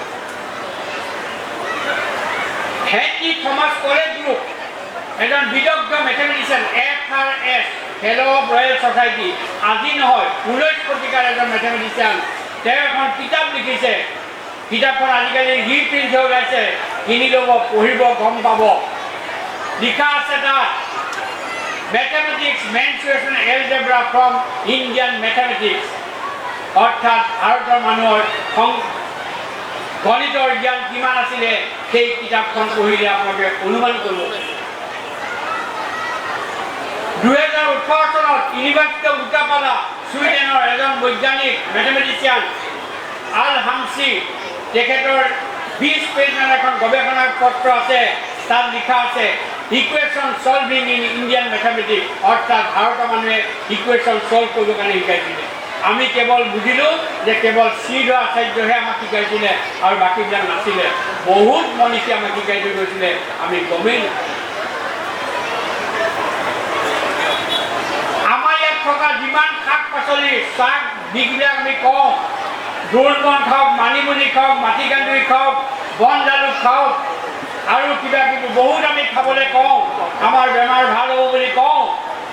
মই যেতিয়া এইবিলাক গৱেষণা পত্ৰ বিচাৰি বিচাৰি পঢ়িবলৈ আৰম্ভ কৰিলোঁ, এটাও বন নাই যিটো বনৰ ওপৰত চাইনিজ মানে গৱেষণা কৰি পেটেণ্ট কৰি থোৱা। চাইনিজে ইয়াৰ তথ্য কেনেকৈ পালে? চাইনিজে ইয়াৰ তথ্য পোৱাৰ সূত্ৰটো হৈছে চৰক সংহিতা goes to Persia, it becomes canon of medicine. গুগলত চাৰ্চ কৰি চাব, নামবিলাক লিখি দিয়ক, নেপালে ক'ব, আকৌ আহিম ভেৰিফাই কৰিব। কোনে লিখিছে? ইবন সিনা। ক'ৰ পৰা গ'ল? ভাৰতৰ পৰা। কি ভাষা লিখিছে? পাৰ্চী লেংগুৱেজত লিখিছিলে। আৰু মোৰ লগত 2খন কিতাপে আছে, পাৰ্চী লিখাখনো আছে আৰু কেনন অফ মেডিচিন যিখন ইংৰাজী লিখা সেইখন কিতাপ। টিবেটান স্কলাৰ আহি আমাৰ নালন্দা প্ৰেক্ষাগৃহত পঢ়িব আহিছিলে, তেতিয়া সংস্কৃতৰ সেই কিতাপবিলাক লগত লৈ গ'ল। It goes to Tibet, it becomes Tibetan medicine. It goes to mainland China, it becomes traditional Chinese medicine. It goes to Japan, it becomes Japanese traditional medicine. It goes to all over the world, but we do not know the potentiality of our ancient scholars. গতিকে NEP 2020 এটা বিষয় নতুনকৈ অহা বুলি চবেই অনুভৱ কৰিছে, সেইটোৰ নাম হ'ল ভাৰতীয় জ্ঞান পৰম্পৰা। মই যেতিয়া কিতাপখন লিখি গৈ আছোঁ, সদায় নতুন নতুন তথ্য পাওঁ আৰু কিতাপখন লিখা অৱস্থাত ভাবিছিলোঁ যে মই চাগে 10% মান ইণ্ডিয়ান নলেজ ছিষ্টেম জানো। আজি যদি মোক সোধে মই কিমান জানো, মই হয়তো 7% মান জানো। এনেকুৱা হ'ব পাৰে নেকি যে জ্ঞান দিনে দিনে পঢ়ি আছোঁ, কমি গৈ আছে? এইটো এইকাৰণেই হৈছে যে ভাৰতীয় জ্ঞানৰ ইমান এখন মহাসাগৰ, প্ৰশান্ত মহাসাগৰটো ডাঙৰ, যাক পঢ়ি কোনো মানুহে এটা জীৱনত শেষ কৰিব। গতিকে NEP 2020 সেইটো বিষয় অহাৰ লগে লগে বহুত মানুহৰ মনত এনেকুৱা এটা ভাৱ হ'ল, যিটো আমাৰ সচৰাচৰ কৈ থাকে যে ভাৰতটো পেহলে से गरीब था। আমাৰ এটা কলকুৱেল লেংগুৱেজত কয়, हमको पहले से ही गरीब है, हमको क्या है? গৰীব নাছিলে, আমিৰ আছিল, অৰ্থাৎ চৌকে আছিলে, দুখীয়া আছিল। সেই বিষয়ে জানিবৰ কাৰণে OCED বুলি এটা অৰ্গেনাইজেশ্যন আছে। সেই অৰ্গেনাইজেশ্যনে পাব্লিছ কৰা এখন ইকনমিক ইভালুৱেশ্যন ষ্টেটাছৰ ওপৰত লিখা এখন কিতাপ আছে। সেই কিতাপ পঢ়িলে গম পাব যে 1600 চনলৈকে ভাৰতৰ GDP বিশ্বৰ 1 নম্বৰ আছে। কিয় 1 নম্বৰ থকা মূল কাৰণটো হৈছে যে আমি মূলতঃ খেতিয়ক। যেতিয়া খেতিয়কে গৈ খেতি বাদ দি অন্য কাম কৰিব, না তাৰ অন্য কামত পাৰদৰ্শিতা আহিব, না তাৰ খেতিত কিবা পাৰদৰ্শিতা আহিব। অৰ্থাৎ ভাৰতৰ ইকনমি হ'ল agriculture based economy. Agriculture based ইকনমিৰ ওপৰত যদি আমি উন্নতি কৰিব নোৱাৰোঁ, তেতিয়াহ'লে আমি কোনোদিন উন্নতি আমাৰ নহয়। আমি এতিয়া দেখি আছিলোঁ কিছুদিন আগলৈকে কল চেণ্টাৰ আৰম্ভ হৈছিলে, কল চেণ্টাৰ বুলি কয়, আপোনাক ফোন কৰে। এতিয়া আপোনাৰ কল চেণ্টাৰ উঠি গ'ল, সেই ল'ৰা ছোৱালীবিলাক ক'লৈ যাব? নিবনুৱা হ'ব। কি হ'ল? AI এছিষ্টেণ্ট, অৰ্থাৎ আৰ্টিফিচিয়েল ইণ্টেলিজেন্সৰ দ্বাৰা আপোনাৰ মোটামুটি 90% উত্তৰ AI দিয়ে আৰু 10% যে তথাপিও আপোনাৰ থুকুতা থাকে, তেতিয়া আপোনাক ক'ব প্লিজ ৰাইট এ মেইল। এতিয়া চাকৰিৰ বজাৰ সংকুচিত হৈছে নে চাকৰি বজাৰ ডাঙৰ হৈছে? মই ভাবোঁ যে চাকৰি বজাৰ ডাঙৰ হৈছে, কিন্তু সেইটো বিষয়ে ডাঙৰ হোৱা নাই যিটো বিষয়ে আমি সচৰাচৰ পঢ়ি আছোঁ। সেইকাৰণে মই ত্ৰিমূৰ্তি বুলি লিখা কিতাপখনত ইয়াৰ বিষয়ে মই ভালদৰে লিখিছোঁ যে ত্ৰিমূৰ্তি মানে মই কি ক'ব বিচাৰিছোঁ। ত্ৰিমূৰ্তি আমি ইয়াকে জানো, ত্ৰিমূৰ্তি মানে হৈছে ব্ৰহ্মা, বিষ্ণু আৰু মহেশ। ব্ৰহ্মাই জন্ম দিয়ে, অৰ্থাৎ ব্ৰহ্মাই সৃষ্টি কৰে। আৰু সৃষ্টি মানে আমি ভাবি ল'লোঁ যে অকল আমাকেই সৃষ্টি কৰিছে, সেইকাৰণে দিনতো গছ কাটিব লাগে, ৰাতিও গছ কাটিব লাগে, নেলাগে, নেপায়। পুখুৰী পুতি শেষ কৰিলোঁ। পুখুৰী কি আছিলে? জলাশয়। জলাশয় মানে কি? য'ত জলৰ আশ্ৰয় হয় তাৰ নামেই জলাশয়। আৰু পুখুৰী পুতি শেষ কৰাৰ বিনিময়ত পুখুৰীৰ পানী ক'ত পাব? আপোনাৰ ড্ৰয়িং ৰুমত। আজি এককাল, কাইলৈ এবুকু, পৰহিলে আপোনাৰ ড্ৰয়িং ৰুম তল যাব। সেইকাৰণে আমাৰ আগৰ মানুহবিলাকে সেই সংস্কৃতিটো বৰ্তাই ৰাখিছিলে। আমাৰ সেইকাৰণে গাঁৱত এটা বৰ পুখুৰীৰ পৰা আৰম্ভ কৰি সৰু পুখুৰীলৈকে বহুত পুখুৰী আমাৰ গাঁওবিলাকত আছিলে। মই চিভিল ইঞ্জিনিয়াৰিঙৰ মানুহ, নেচাৰেলি আপুনি যিকোনো প্ৰব্লেম ছল্ভ কৰিব নোৱাৰে, নেচাৰৰ এগেইনষ্ট কৰি আপুনি কোনো প্ৰব্লেম ছল্ভ কৰিব নোৱাৰে। সেইকাৰণে তাক কৈছে হলিষ্টিক চলিউশ্যন বুলি কৈছে। আৰু আমি হলিষ্টিক বুলি কোৱাৰ লগে লগে আমাৰ মনটো কোচ খাই আহে। আমি বোলে হলিষ্টিক মানে চাগে ক'ৰবাত গৈ মঠ মন্দিৰত গৈ বহি থকা বস্তুকে হলিষ্টিক বুলি কয়। হলিষ্টিক মানে সেইটো নহয়। হলিষ্টিক মানে বাইণ্ড বাই দ্য নেচাৰ। প্ৰকৃতিয়ে কি বিচাৰে? যেনেকৈ এজনী গাই গৰুৱে আপোনাক গাখীৰ তেতিয়ালৈকে নিদিয়ে যেতিয়ালৈকে গাই গৰুৱে নিজে নাভাবে যে মই গাখীৰ গৃহতক দিব লাগে, ঠিক তেনেকুৱা ধৰণে প্ৰকৃতিয়ে আপোনাক সেইখিনি বস্তু তেতিয়ালৈকে নিদিয়ে যেতিয়ালৈকে আপুনি প্ৰকৃতিয়ে নাভাবে যে আপোনাক দিব লাগে। আমিতো জবৰদস্তি লৈছোঁ। গতিকে মই কৈছোঁ যে ব্ৰহ্মা মানে গোটেই বস্তুখিনি মানে ব্ৰহ্মা, অৰ্থাৎ অৰিজিন। আৰু তাৰ লগত আমাৰ প্ৰকৃতিৰ লগত চেঞ্চ থকা বস্তুটোৰ নাম হৈছে ভাৰতীয় জ্ঞান পৰম্পৰা। এতিয়াও গাঁৱত মইতো সৰুতে বাঁহ কটা মনত আছে। যেতিয়া আমি এতিয়া বাঁহ কাটিব যাওঁ, কোনোবা এজনে চাই পেলাই ক'ব এইটো নাকাটিবি, এই বাঁহটো বুঢ়া হোৱা নাই, এই বাঁহটো বুঢ়া হৈছে। আৰু এতিয়া বাঁহ কাটিব যেতিয়া যাব, তেতিয়া কৰতখন লৈ এফালৰ পৰা কাটি যায়, অৰ্থাৎ কুমলীয়া বুঢ়া একো নাই। তাৰপিছত এতিয়া বাঁহৰ প্ৰজাতি দিনে দিনে নাইকিয়া হৈ পৰে। গতিকে এই গোটেই বস্তুখিনি একেলগে মই কৈছোঁ এইখিনি হ'ল ব্ৰহ্মা, অৰ্থাৎ এই গোটেই বস্তু একেলগে সৃষ্টি হৈছিলে। আৰু সেই সৃষ্টিখিনি থাকিলে আমি ইয়াত ভালদৰে থাকিব পাৰিম। নৱেম্বৰ মাহৰ 10 তাৰিখে অন্ততঃ মই ভাবোঁ যে মোৰ ইয়াত এটা হাফ চুৱেটাৰ দৰকাৰ আছিলে, কিন্তু সকলো মানুহৰ গাত কাৰো গাত গৰম কাপোৰ নাই। হয়তো কোনোবাই হাফ চাৰ্ট পিন্ধিও আহিছে, হয়তো মোৰ নিচিনা কোনোবাই কুৰ্তা পিন্ধি পোচাইও আহিছে। কাৰণ কি? গৰম। গৰমৰ কাৰণে দায়ী কোন? আমি। কেনেকৈ দায়ী? আপুনি ঘৰৰ ভিতৰত 22 ডিগ্ৰী যেতিয়া এয়াৰ কণ্ডিশ্যনাৰ চলাই বহি থাকিব, তেতিয়া সেই এয়াৰ কণ্ডিশ্যনাৰটোৱে বাহিৰত 3200 টাইমছ গ্ল'বেল ৱাৰ্মিং পটেঞ্চিয়েল দিয়ে। অৰ্থাৎ কাৰ্বন ডাই অক্সাইডে যিমান গৰম কৰিব পাৰে তাতকৈ আপোনাৰ ঘৰৰ ভিতৰত থকা এচিটোৱে বেছি গৰম কৰে। আৰু কোনোবা যদি কেতিয়াবা কিবা কাৰণৰ সৌভাগ্য বা দুৰ্ভাগ্যক্ৰমে মোৰ অফিচৰ চেম্বাৰত যায়, মোৰ অফিচৰ চেম্বাৰ 2টা এয়াৰ কণ্ডিশ্যনাৰ লগাই থৈছিলে মই যোৱা কথা। মই কৈছোঁ বন্ধ কৰ এয়াৰ কণ্ডিশ্যনাৰ, ইয়াত কোনো কাম। আপুনি এয়াৰ কণ্ডিশ্যনাৰ এনভাইৰমেণ্টত কেতিয়ালৈকে থাকিব? যেতিয়ালৈকে আপোনাৰ বাহিৰটোৰ এয়াৰ কণ্ডিশ্যন হৈ পৰে। অৰ্থাৎ আপুনি গাড়ীৰ পৰা ওলাই যদি আপুনি পাৰে গাড়ীৰ ভিতৰত কিমান ডিগ্ৰী? 18 ডিগ্ৰী। ওলাই কিমান পাৰে? 42 ডিগ্ৰী। থাৰ্ম কাপোৰ বুলি কয় চাইন্সত। অৰ্থাৎ থাৰ্ম কাপোৰৰ দ্বাৰা আপোনাৰ ইনষ্টেণ্ট ডেথ হ'ব পাৰে। মই এয়াৰ কণ্ডিশ্যনাৰ বিৰোধী নহয়, মই এয়াৰ কণ্ডিশ্যনাৰ পক্ষতো নহয়, মই খালি এয়াৰ কণ্ডিশ্যনাৰ প্লাছ মাইনাছ। গতিকে সকলো মানুহে যদি ভাবে যে প্ৰকৃতিক বচাই ৰাখি আমি বাচিম, তেতিয়াহ'লে আমাৰ বাচা ৰাস্তাটো আৰু 100 বছৰমান থাকিব।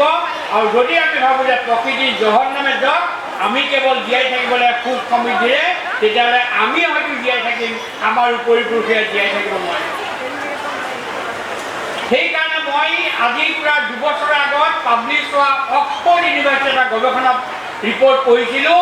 তাত লিখা আছে যে যিদিনাই পৃথিৱীৰ টেম্পাৰেচাৰ 50 ডিগ্ৰী প্লাছ হ'ব, আৰু লগত যদি আমাৰ নিচিনা 80%, 90% ৰিলেটিভ হিউমিডিটি থাকে, তেতিয়াহ'লে it will be feel like 120 degree. আৰু ভাবি চাওক 120 ডিগ্ৰীত কোন দিয়ে?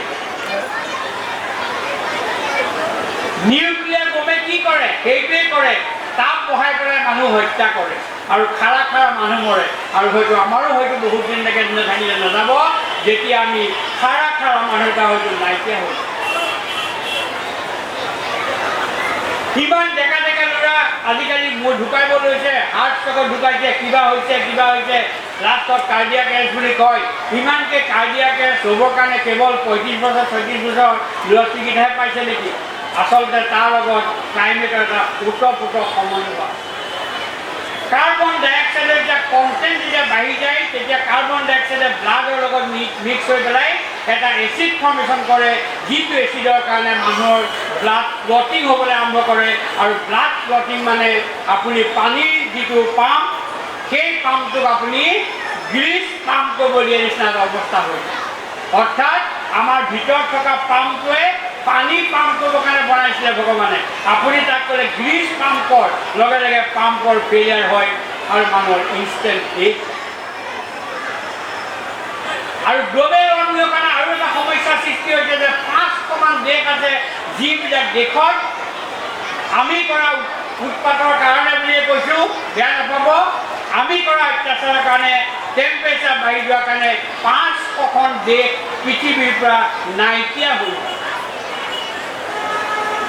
গুগলত চাৰ্চ কৰি চাব why Maldives president have tried in United নেশ্যনছৰ মালদ্বীপৰ ৰাষ্ট্ৰপতিয়ে কিয় কান্দিছিলে মালদ্বীপৰ ৰাষ্ট্ৰপতিয়ে কৈছিলে যে আপোনালোকৰ ওপৰত থকা দেশবিলাকৰ কাৰণে আমাৰ নিচিনা যিবিলাক দেশ আছে যাৰ সমুদ্ৰ পৃষ্ঠভাগত 60 চেণ্টিমিটাৰ অৰ্থাৎ 1 ফুট ওপৰত আছে ক'ৰবাত 1.5 ফুট ক'ৰবাত 2 ফুট ওপৰত আছে যদি সমুদ্ৰ পৃষ্ঠত 1.5 মিটাৰ উচ্চতালৈ বাঢ়ি যায় তেতিয়াহ'লে আমি হয়তো ৰাতিৰ ভিতৰতে আমাৰ দেশখন ভাৰত বিশ্বৰ মেপৰ পৰা নাইকিয়া হৈ আৰু সেই গোটেই বস্তুৰে একেলগে সামৰি লোৱাৰ যিটো ব্যৱস্থা সেই ব্যৱস্থাটোৱেই হৈছে ভাৰতীয় জ্ঞান পৰম্পৰা ভাৰতীয় জ্ঞান পৰম্পৰা আমাক ইমানখিনি বস্তু দি গৈছে আমি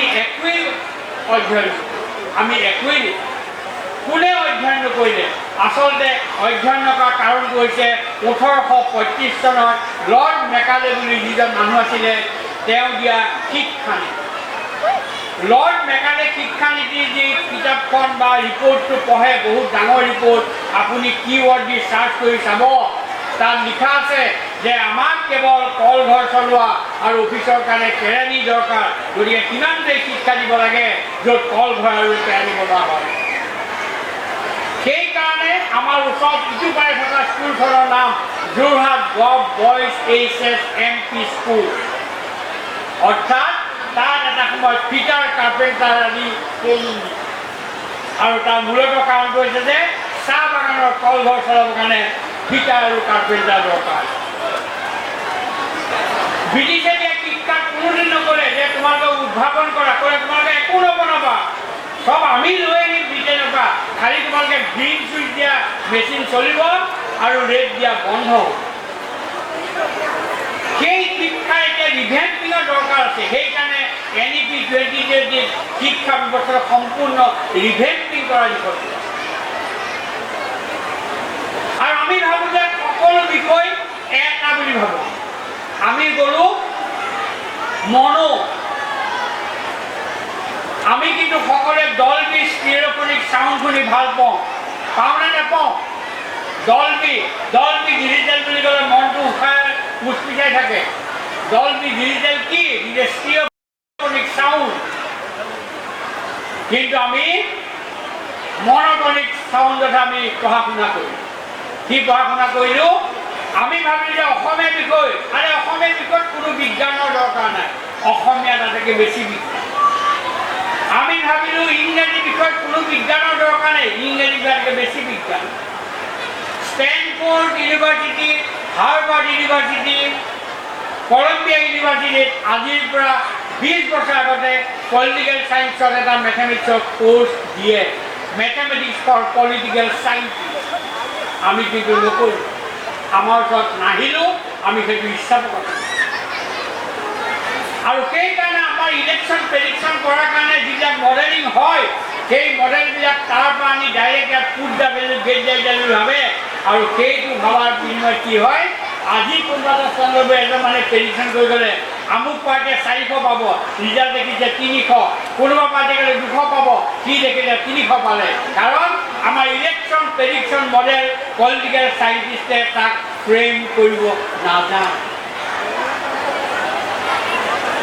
আৰু যদি ইকুৱেশ্যনটোৱে ভুল তেতিয়াহ'লে উত্তৰটো সি ভুলেই দিব। আপুনি যিকোনো কম্পিউটাৰ দি দিয়ক, সি প্ৰগ্ৰেমিং কম্পিউটাৰ, সি কেৱল ভুল উত্তৰেই দিব।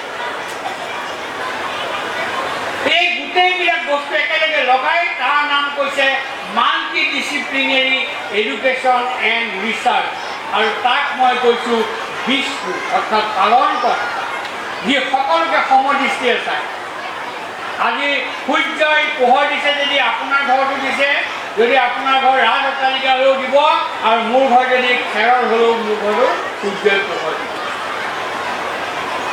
গতিকে সেই গোটেই বস্তুখিনিৰ ক্ষেত্ৰত আমি একেলগে যদি লগ লগাব নোৱাৰোঁ, তেতিয়াহ'লে আমাৰ কি হ'ব, আমি এটা ৰিচাৰ্চৰ ডাইৰেকশ্যন আমি গৈ থাকিব নোৱাৰিম। আৰু যিটো ৰিচাৰ্চ আমি ইমান দিনে কৰি আহিলোঁ, সেই ৰিচাৰ্চটো হ'ল মনটনিক ৰিচাৰ্চ। অৰ্থাৎ অকল মোৰ ছাবজেক্টটো পঢ়ি মই ভাবিলোঁ মই ঢেৰ জানো, কিন্তু মোৰ ছাবজেক্টৰ লগত যে আৰু বহুত ছাবজেক্ট সোমাই আছিলে, সেই ছাবজেক্টবোৰ নপঢ়াৰ বিনিময়ত মই মোৰ ছাবজেক্টত দখল দিব পৰা অৱস্থাত নাই। এতিয়া আপোনালোকে ভাবিব পাৰে যে এই মানুহজন এজন ইঞ্জিনিয়াৰ হৈ, দুখন IIT পৰা PhD কৰা, MTech কৰা মানুহ হৈ মই এইবিলাক কথা কিয় কৈ আছোঁ? কাৰণ মই কোৱা কথাবিলাক ইঞ্জিনিয়াৰৰ পচন্দ নহয়। ডাৰ্চিছ ল জানিলে ফ্লাড কণ্ট্ৰল নহয়। ফ্লাড কণ্ট্ৰল কৰিবৰ কাৰণে সেই নদীখনত 6 মাহ বহি তাৰ কেৰেক্টাৰিষ্টিক বা বিহেভিয়াৰ ষ্টাডি কৰিব। আপোনালোকে দেখা নাই কেনেকৈ এজোপা গছ দেখিছে, ইউকেলিপটাছ গছ কেনেকৈ যায়, ওপৰলৈ ক্ৰমান্বয়ে সৰু হৈ যায়, সেইকাৰণে ইমান ওখ হ'লেও গছজোপা পৰি নাযায়, আৰু সি যিমান ওপৰলৈ যাব সিমান তললৈ যাব। ঠিক তেনেকুৱা ধৰণে এটা বিল্ডিঙো তেনেকুৱা ধৰণে কি হয়, ওপৰলৈ যিমান যাব সৰু হৈ যাব লাগে, আমাৰ ওপৰলৈ ডাঙৰ কৰি লৈ যাব। কেনেবাকৈ 1.5 ফুটমান ওপৰত এক্সট্ৰা বনাব পাৰোঁ নেকি চাব। মই সেইকাৰণে ৰখি আছোঁ, যিদিনা 6.2 ৰিক্টাৰ স্কেলত 30 ছেকেণ্ডৰ কাৰণে ভূমিকম্প আহিব, সেইদিনা ইঞ্জিনিয়াৰ বুজি পাব যে তেওঁলোকে কৰা কামৰ ভুলৰ কাৰণে কিমান মানুহৰ অসুবিধা। বেয়া পালেও লাভ নাই, এইটো সত্য কথা। মই অপেনলি কওঁ। কাৰণ মোক IIT খড়গপুৰ PhD কৰোঁতে মোৰ গাইড আছিলে স্বামী বিবেকানন্দ ভক্ত। মোক কৈ গৈছিলে যে কাম কৰিবি, ব্ৰেইন পূৰা সদায় কাম কৰিবি, পইচা পাৱ নাপাৱ সেইটো পিছৰ কথা, কিন্তু নিজৰ মগজুৱে যিমানলৈকে ক্ষমতা ধৰে সিমানলৈকে ব্যৱহাৰ কৰি কাম কৰিবি, যাতে কোনো কাৰণত অসুবিধা। মই আজি খুব বিনম্ৰভাৱে জনাব খুজিছোঁ যে জগন্নাথ মন্দিৰ যদি আপোনালোকে যায়, ডিব্ৰুগড় জগন্নাথ মন্দিৰ দেখিছে, আপোনালোক গৈছে, প্ৰদক্ষিণ কৰিব। মই প্ৰদক্ষিণ কৰোঁ ধাৰ্মিকভাৱে নহয়, মই প্ৰদক্ষিণ কৰোঁ মই চাবৰ কাৰণে যে মই চইল টেষ্টিং কৰা, মই ডিজাইন কৰা সেই মন্দিৰটোৰ ষ্ট্ৰাকচাৰটো কেনেবাকৈ কিবা বহি গৈছে নেকি। অৰ্থাৎ কি, ছাৰ্ভিচ আফটাৰ ছাৰ্ভিচ। অৰ্থাৎ মই চাব বিচাৰোঁ যে মই দিয়া ছাৰ্ভিচটোৰ তাত কিমান ফলপ্ৰসূ, আৰু যদি নহয় তেতিয়াহ'লে মই ৰিপৰ্টটো আগৰ পৰা পঢ়ি চাম, কিন্তু মই দেখা তেতিয়ালৈকে মই তাত ছেটেলমেণ্ট দেখা নাই। আৰু সেইকাৰণে মই ভগৱানৰ ওচৰত চিৰকৃতজ্ঞ যে মোক ইমানকণ মা সৰস্বতীয়ে জ্ঞান দিছে যে মই তেনেকুৱা এটা বিশাল ষ্ট্ৰাকচাৰৰ চইল টেষ্টিং কৰিছোঁ। এটকা পইচাও লোৱা নাই, কোনো পইচা পাতি তাত কথা হোৱা নাই। আৰু মোৰ মন গ'লে মই কথা ক'ম, মন নগ'লে মই কাম কৰিম, মন নগ'লে মই নকৰোঁ। পইচাৰ কাৰণে কাম নকৰোঁ, কাম কৰিলে পইচা পায়। ৰাতিপুৱা 9টাৰ পৰা গধূলি 6টালৈকে ভাইচ চেঞ্চেলৰ অফিচত বহি থকা মানুহটো মই, আৰু মই ভাবি থাকোঁ যে কেনেকৈ মোৰ ঘৰত বাহিৰৰ পৰা পইচা আহে। মোৰ ঘৰ মানে যিখন ইউনিভাৰ্চিটিত কাম কৰোঁ। সেই যে মই ক'লোঁ আপোনালোকক বিষ্ণু পালনকৰ্তা অৱস্থাত সকলো বস্তুকে পালন কৰি আছে, আপোনালোকো আজিৰ পৰা সেইটো অন্ততঃ বিনম্ৰভাৱে অনুৰোধ কৰিছোঁ, পালন কৰাৰ অভ্যাস কৰে।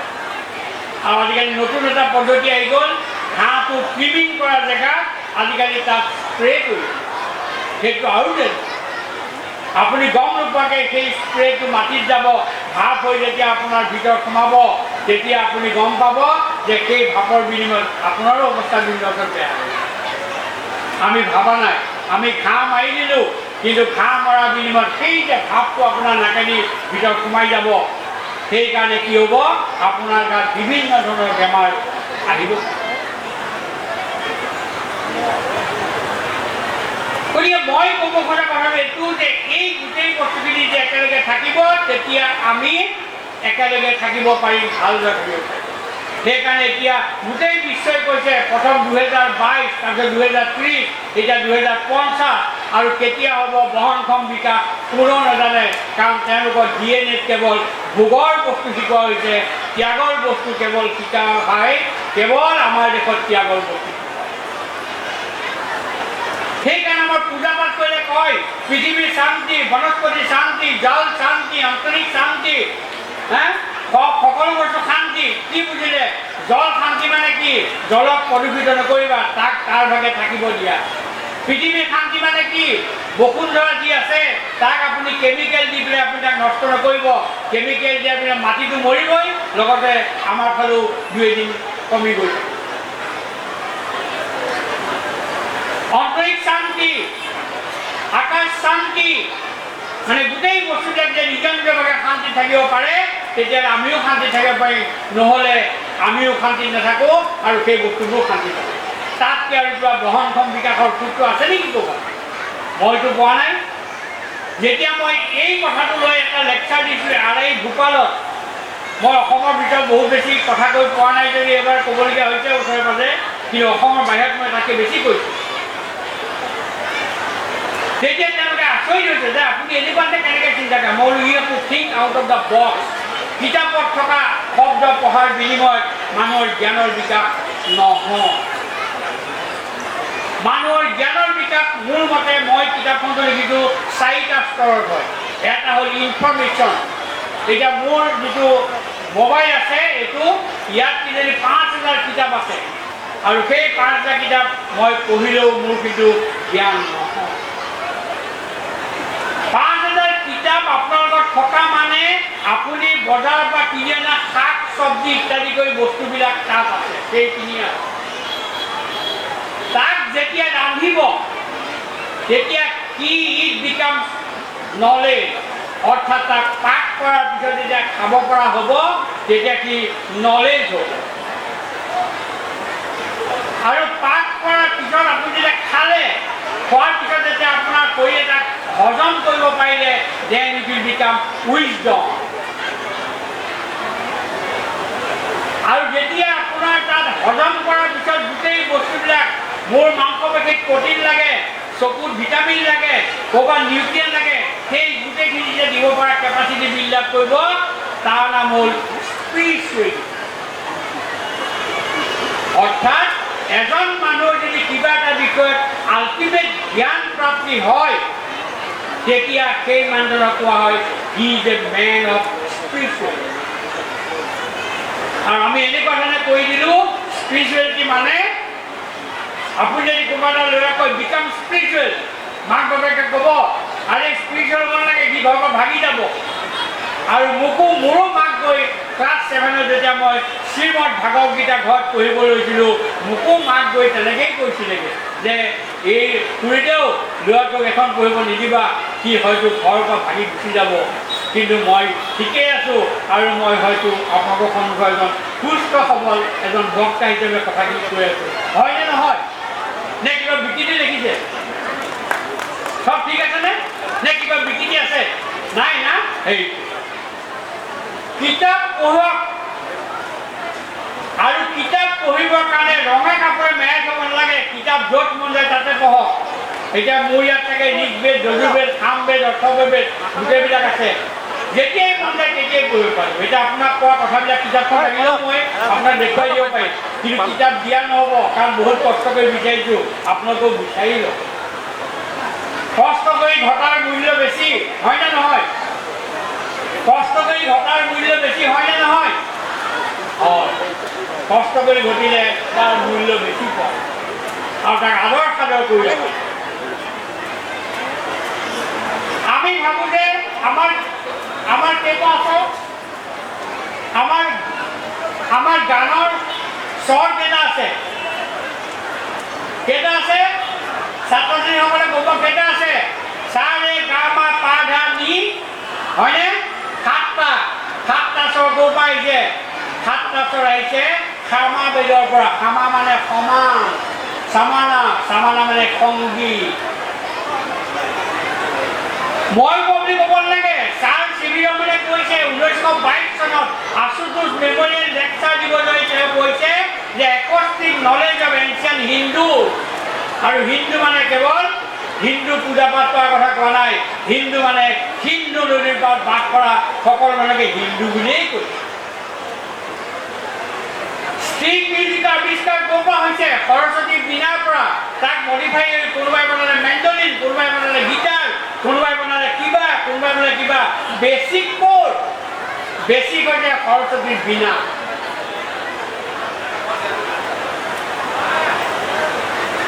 আমি নাজানো প্ৰত্যেকটো স্বৰৰ লগত জীৱ জন্তুৰ মিল আছে জীৱ জন্তুৰ মাতৰ মিল আছে নিজৰাৰ মিল আছে জুৰিৰ পানীৰ মিল আছে আৰু সেইটো নাজানি আমি ভাবিছোঁ যে চব আমাক অন্য মানুহেই দিয়ে অন্য মানুহে আমাক একোৱেই দিয়া নাই কিন্তু আমাৰ পৰা সকলো লৈ গ'ল কিমানটো মই এতিয়া এই মুহূৰ্তত একেবাৰে কনফাৰ্মকৈ কৰোঁ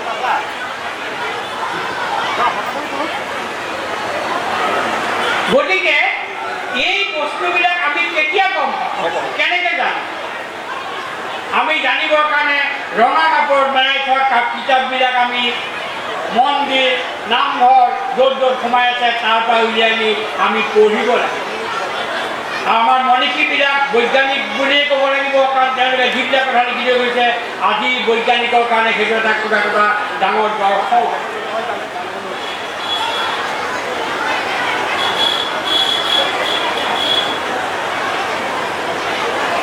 যজুৰ্বেদৰ নাম শুনিছে যজুৰ্বেদৰ এটা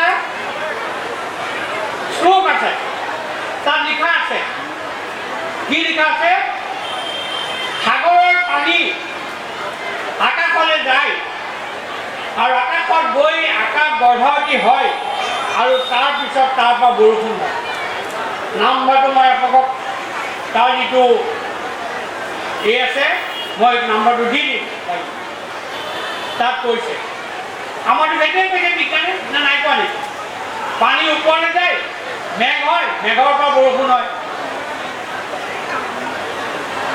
Rain God is invented in Yajurveda. আৰু মই যিমান কথা কৈ আছো সেইবিলাক কথা হিচাপে আমাৰ মানে গৱেষণা কৰিছে নাই কোৱা তেওঁলোকৰ মানুহেই কৈছে যে এইটো আমুকৰ এইটো তামুকৰ আৰু চব গৈ আমাৰ লগত শেষ হৈ গৈছে সেইকাৰণে লাগে আমাক ভাৰতীয় জ্ঞান পৰম্পৰা আৰু মাল্টি ডিচিপ্লিন ৰিচাৰ্চ অৰ্থাৎ ব্ৰহ্মা আৰু বিষ্ণু তাৰপিছত মহেশৰ প্ৰথম কি কৰে শিৱই প্ৰথম কি কৰে ধ্বংস কৰে তাৰপিছত কি কৰে সৃষ্টি কৰে অলপ আগত কৈ গৈছিলোঁ কল চেণ্টাৰ নাই AI এছিষ্টেণ্ট আহিল অৰ্থাৎ কল চেণ্টাৰ ধ্বংস হ'ল কি আহিল AI আমাৰ বহুতৰ মনত শংকা হৈছে যে AI আহি পেলাই আমাৰ ল'ৰা ছোৱালীবিলাকৰ চাকৰিবোৰ শেষ কৰি পেলাব সেইকাৰণে এজন ডাঙৰ মনীষীয়ে কৈছে যে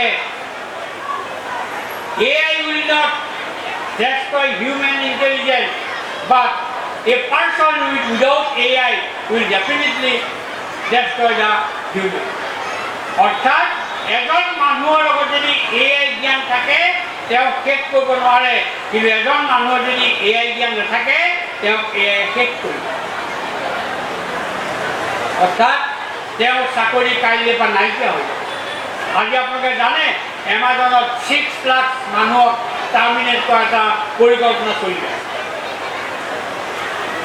আমি কিমানে জানো যে ড্ৰোনৰ দ্বাৰা আজিৰ পৰা ডাউন দ্য লাইন 3 বছৰ দিছোঁ মই কমচে কম অন্য নহ'লেও মেট্ৰ' চিটিবিলাকত ড্ৰোনৰ দ্বাৰা সকলো বস্তু ডেলিভাৰী হ'ব আপুনি যেতিয়া অৰ্ডাৰ দিব, আপোনাক ক'ব GPS আপুনি অন কৰি অৰ্ডাৰ দিয়ক, অৰ্থাৎ আপোনাৰ লেটিচিউড লংগিচিউড পোৱাৰ লগে লগে আপোনাৰ ঘৰত ৰাতিপুৱা আহিব, লাহেকৈ বস্তুটো ড্ৰপ কৰি গুচি যাব ড্ৰোনৰ দ্বাৰা। আৰু যে পিছফালে লিখা বেগ এটা লৈ ঘূৰি ফুৰা ল'ৰা ছোৱালীকেইটাৰ অৱস্থাটো কি হ'ব? সেইকাৰণে জানিব লাগিব ড্ৰোন পাইলট, অৰ্থাৎ ড্ৰোন কেনেকৈ চলাব লাগে। আমি সদায় কওঁ আমি চব মানুহ কাম বেলেগে কৰে আৰু বেলেগে কৰিব, আমি এতিয়া কাম নকৰোঁ, আমি এই বিষয়ে আমি কিমান সতৰ্ক, কিমান জানো। সিদিনা লখিমপুৰ কমাৰ্চ কলেজত এটা হিউমেন ৰাইটছৰ ওপৰত এটা টক আছিলে, মোকো মাতিলে এটা দুআষাৰ কৰিবৰ কাৰণে। মই কৈছোঁ মইতো হিউমেন ৰাইটছ বুজি নাপাওঁ, কিন্তু মই এটা বস্তু বুজি পাইছোঁ যে 21 শতিকাত human rights will became violent, because আজি মই কৈ থকা এই ভাষণটো কাইলৈ AIT বহুত মডিফাই কৰি কোনোবাই ইয়াক বিভিন্ন ব্যৱস্থাত তাক দি দিব, আৰু দিয়াৰ লগে লগে কি হ'ব, যে তথ্যটো মিছা, গতিকে মোৰ আৰু সেই মানুহৰ মাজত এটা সংঘাত সৃষ্টি হ'ব।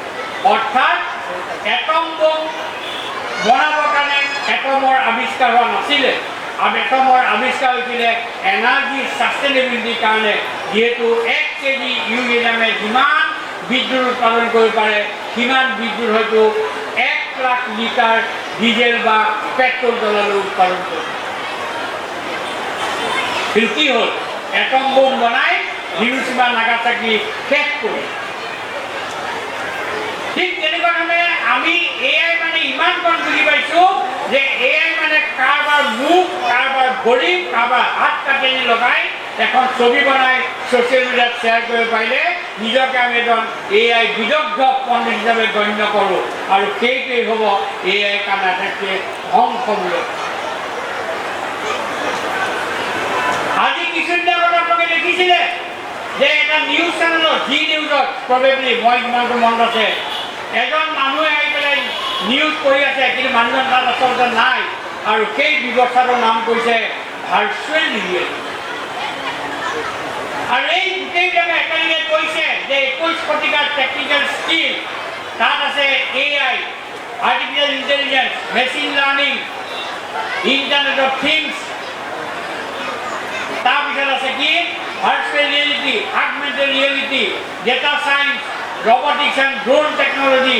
এই গোটেই বস্তুৰে একেলগে সামৰি লোৱা যিবিলাক বিভাগ, সেইটো কৈছে 21st century স্কিল। আৰু বহুতে ভাবি আছে যে এইবিলাকতো ইঞ্জিনিয়াৰিং কম্পিউটাৰ চাইন্সৰ মানুহৰ ক'ৰ্চ নহয়, সেইটোৱে আমি ভুলকৈ ভাবিব, আজিৰপৰা উলিয়াই দিব। এই গোটেই ক'ৰ্চবিলাক সৰ্বসাধাৰণ মানুহৰ কাৰণে। মই যে কোনো মোৰ লগত পাৰ্চিয়ান ভাষাত লিখা, পাৰ্চী ভাষাত লিখা মোৰ লগত এখন চৰক সংহিতাৰ ওপৰত লিখা কিতাপ আছে, মই কেনেকৈ পঢ়োঁ, মই AI দি পঢ়োঁ।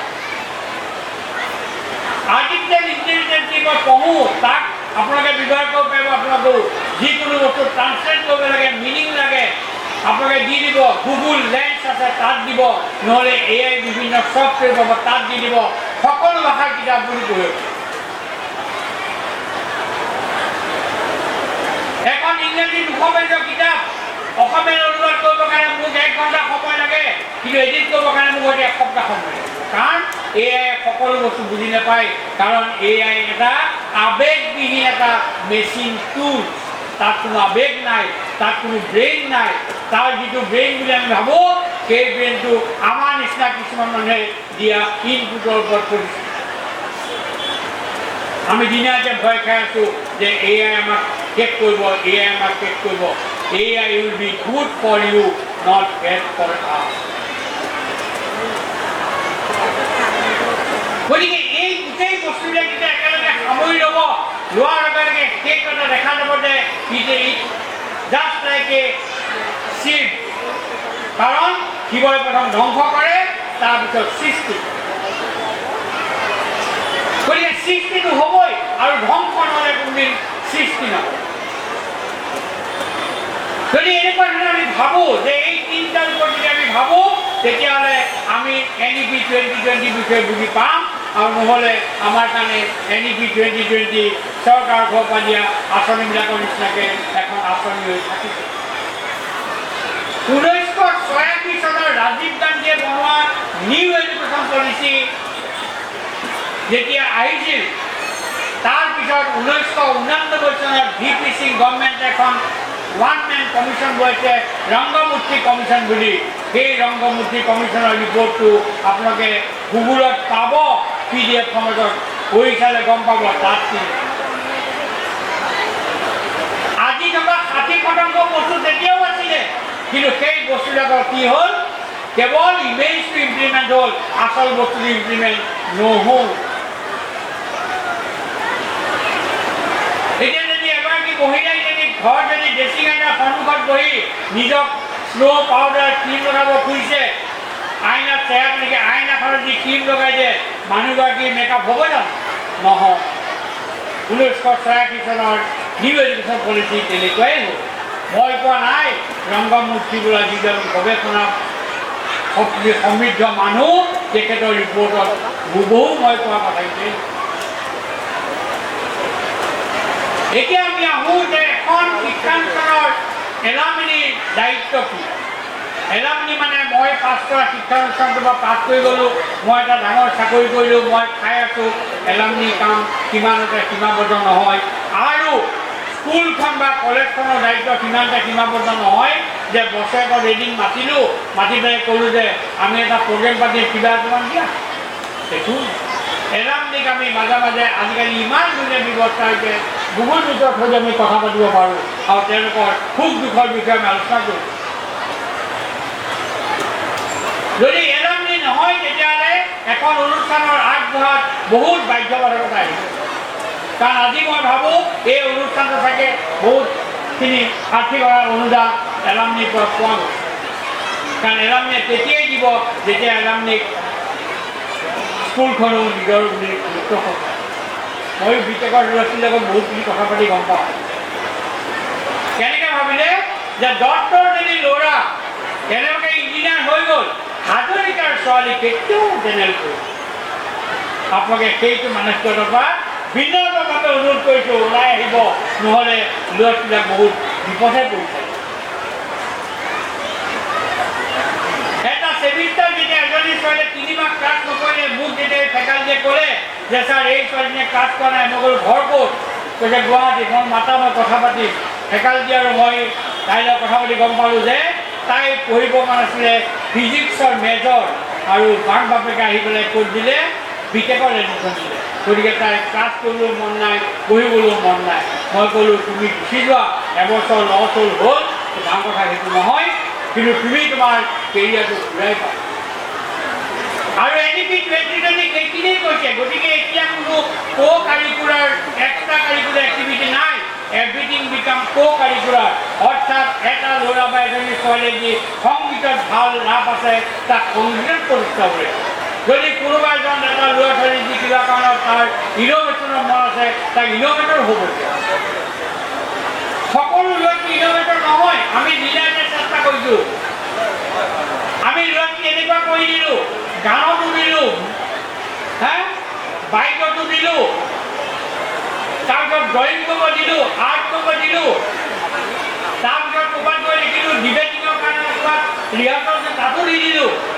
লাষ্টত গৈ সেই কণমানি শিশুটিৰ জীৱনলৈ আমি মাইজাৰীৰ বাহিৰে একো অনা নাই। কাৰণ তাৰ নিজৰ সময় নাইও।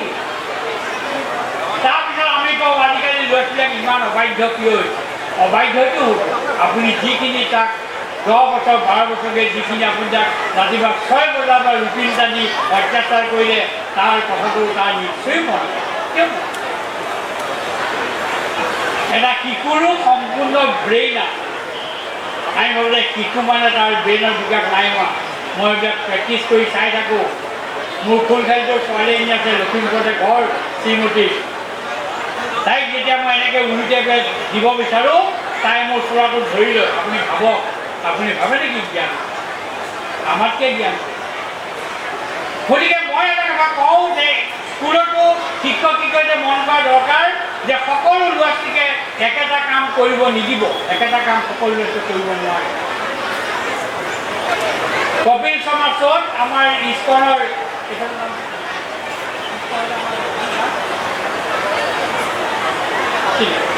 ইস্কনৰ পৰা এজন মানে ভক্ত মানে এজন পণ্ডিত আহিছিলে, তেখেতে কৈছিলে যে চৰাই আৰু যদি কাছক কম্পিটিশ্যন কৰিব দিয়া যায়, গছত দিব লাগে, চৰাইটো লগে উঠি যাব 2 মিনিটত, কাছ যাব নোৱাৰে।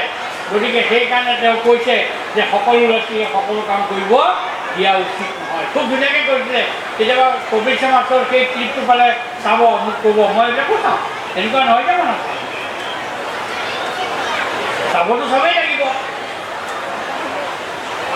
গতিকে এই গোটেইখিনি বস্তুৰ পৰা মই এটা বস্তু ক'ব পাৰোঁ যে আমাৰ ল'ৰা ছোৱালীক আমি একোটা মানুহৰ দৰে যিদিনাই ট্ৰিটমেণ্ট কৰিব লওঁ, তেতিয়াই আমাৰ ল'ৰা ছোৱালী আমাক বাধ্যও হ'ব আৰু কামো ভাল। মই ভবা নাই, মোৰ লগতো বহুত PWD chief engineer, additional chief engineer হৈ আছে, ময়ো হয়তো তেনেকুৱা এটা চাকৰি সোমাই পেলাই এটা সময়ত গৈ সেইটো পৰ্যায় পালোঁহেঁতেন। আৰু ইণ্টাৰেষ্টিং কথা এটা কৈ থৈ যাওঁ, আপোনালোকে শুনিলে হাঁহে নে ভাল পায় নে বেয়া পায় নাজানো।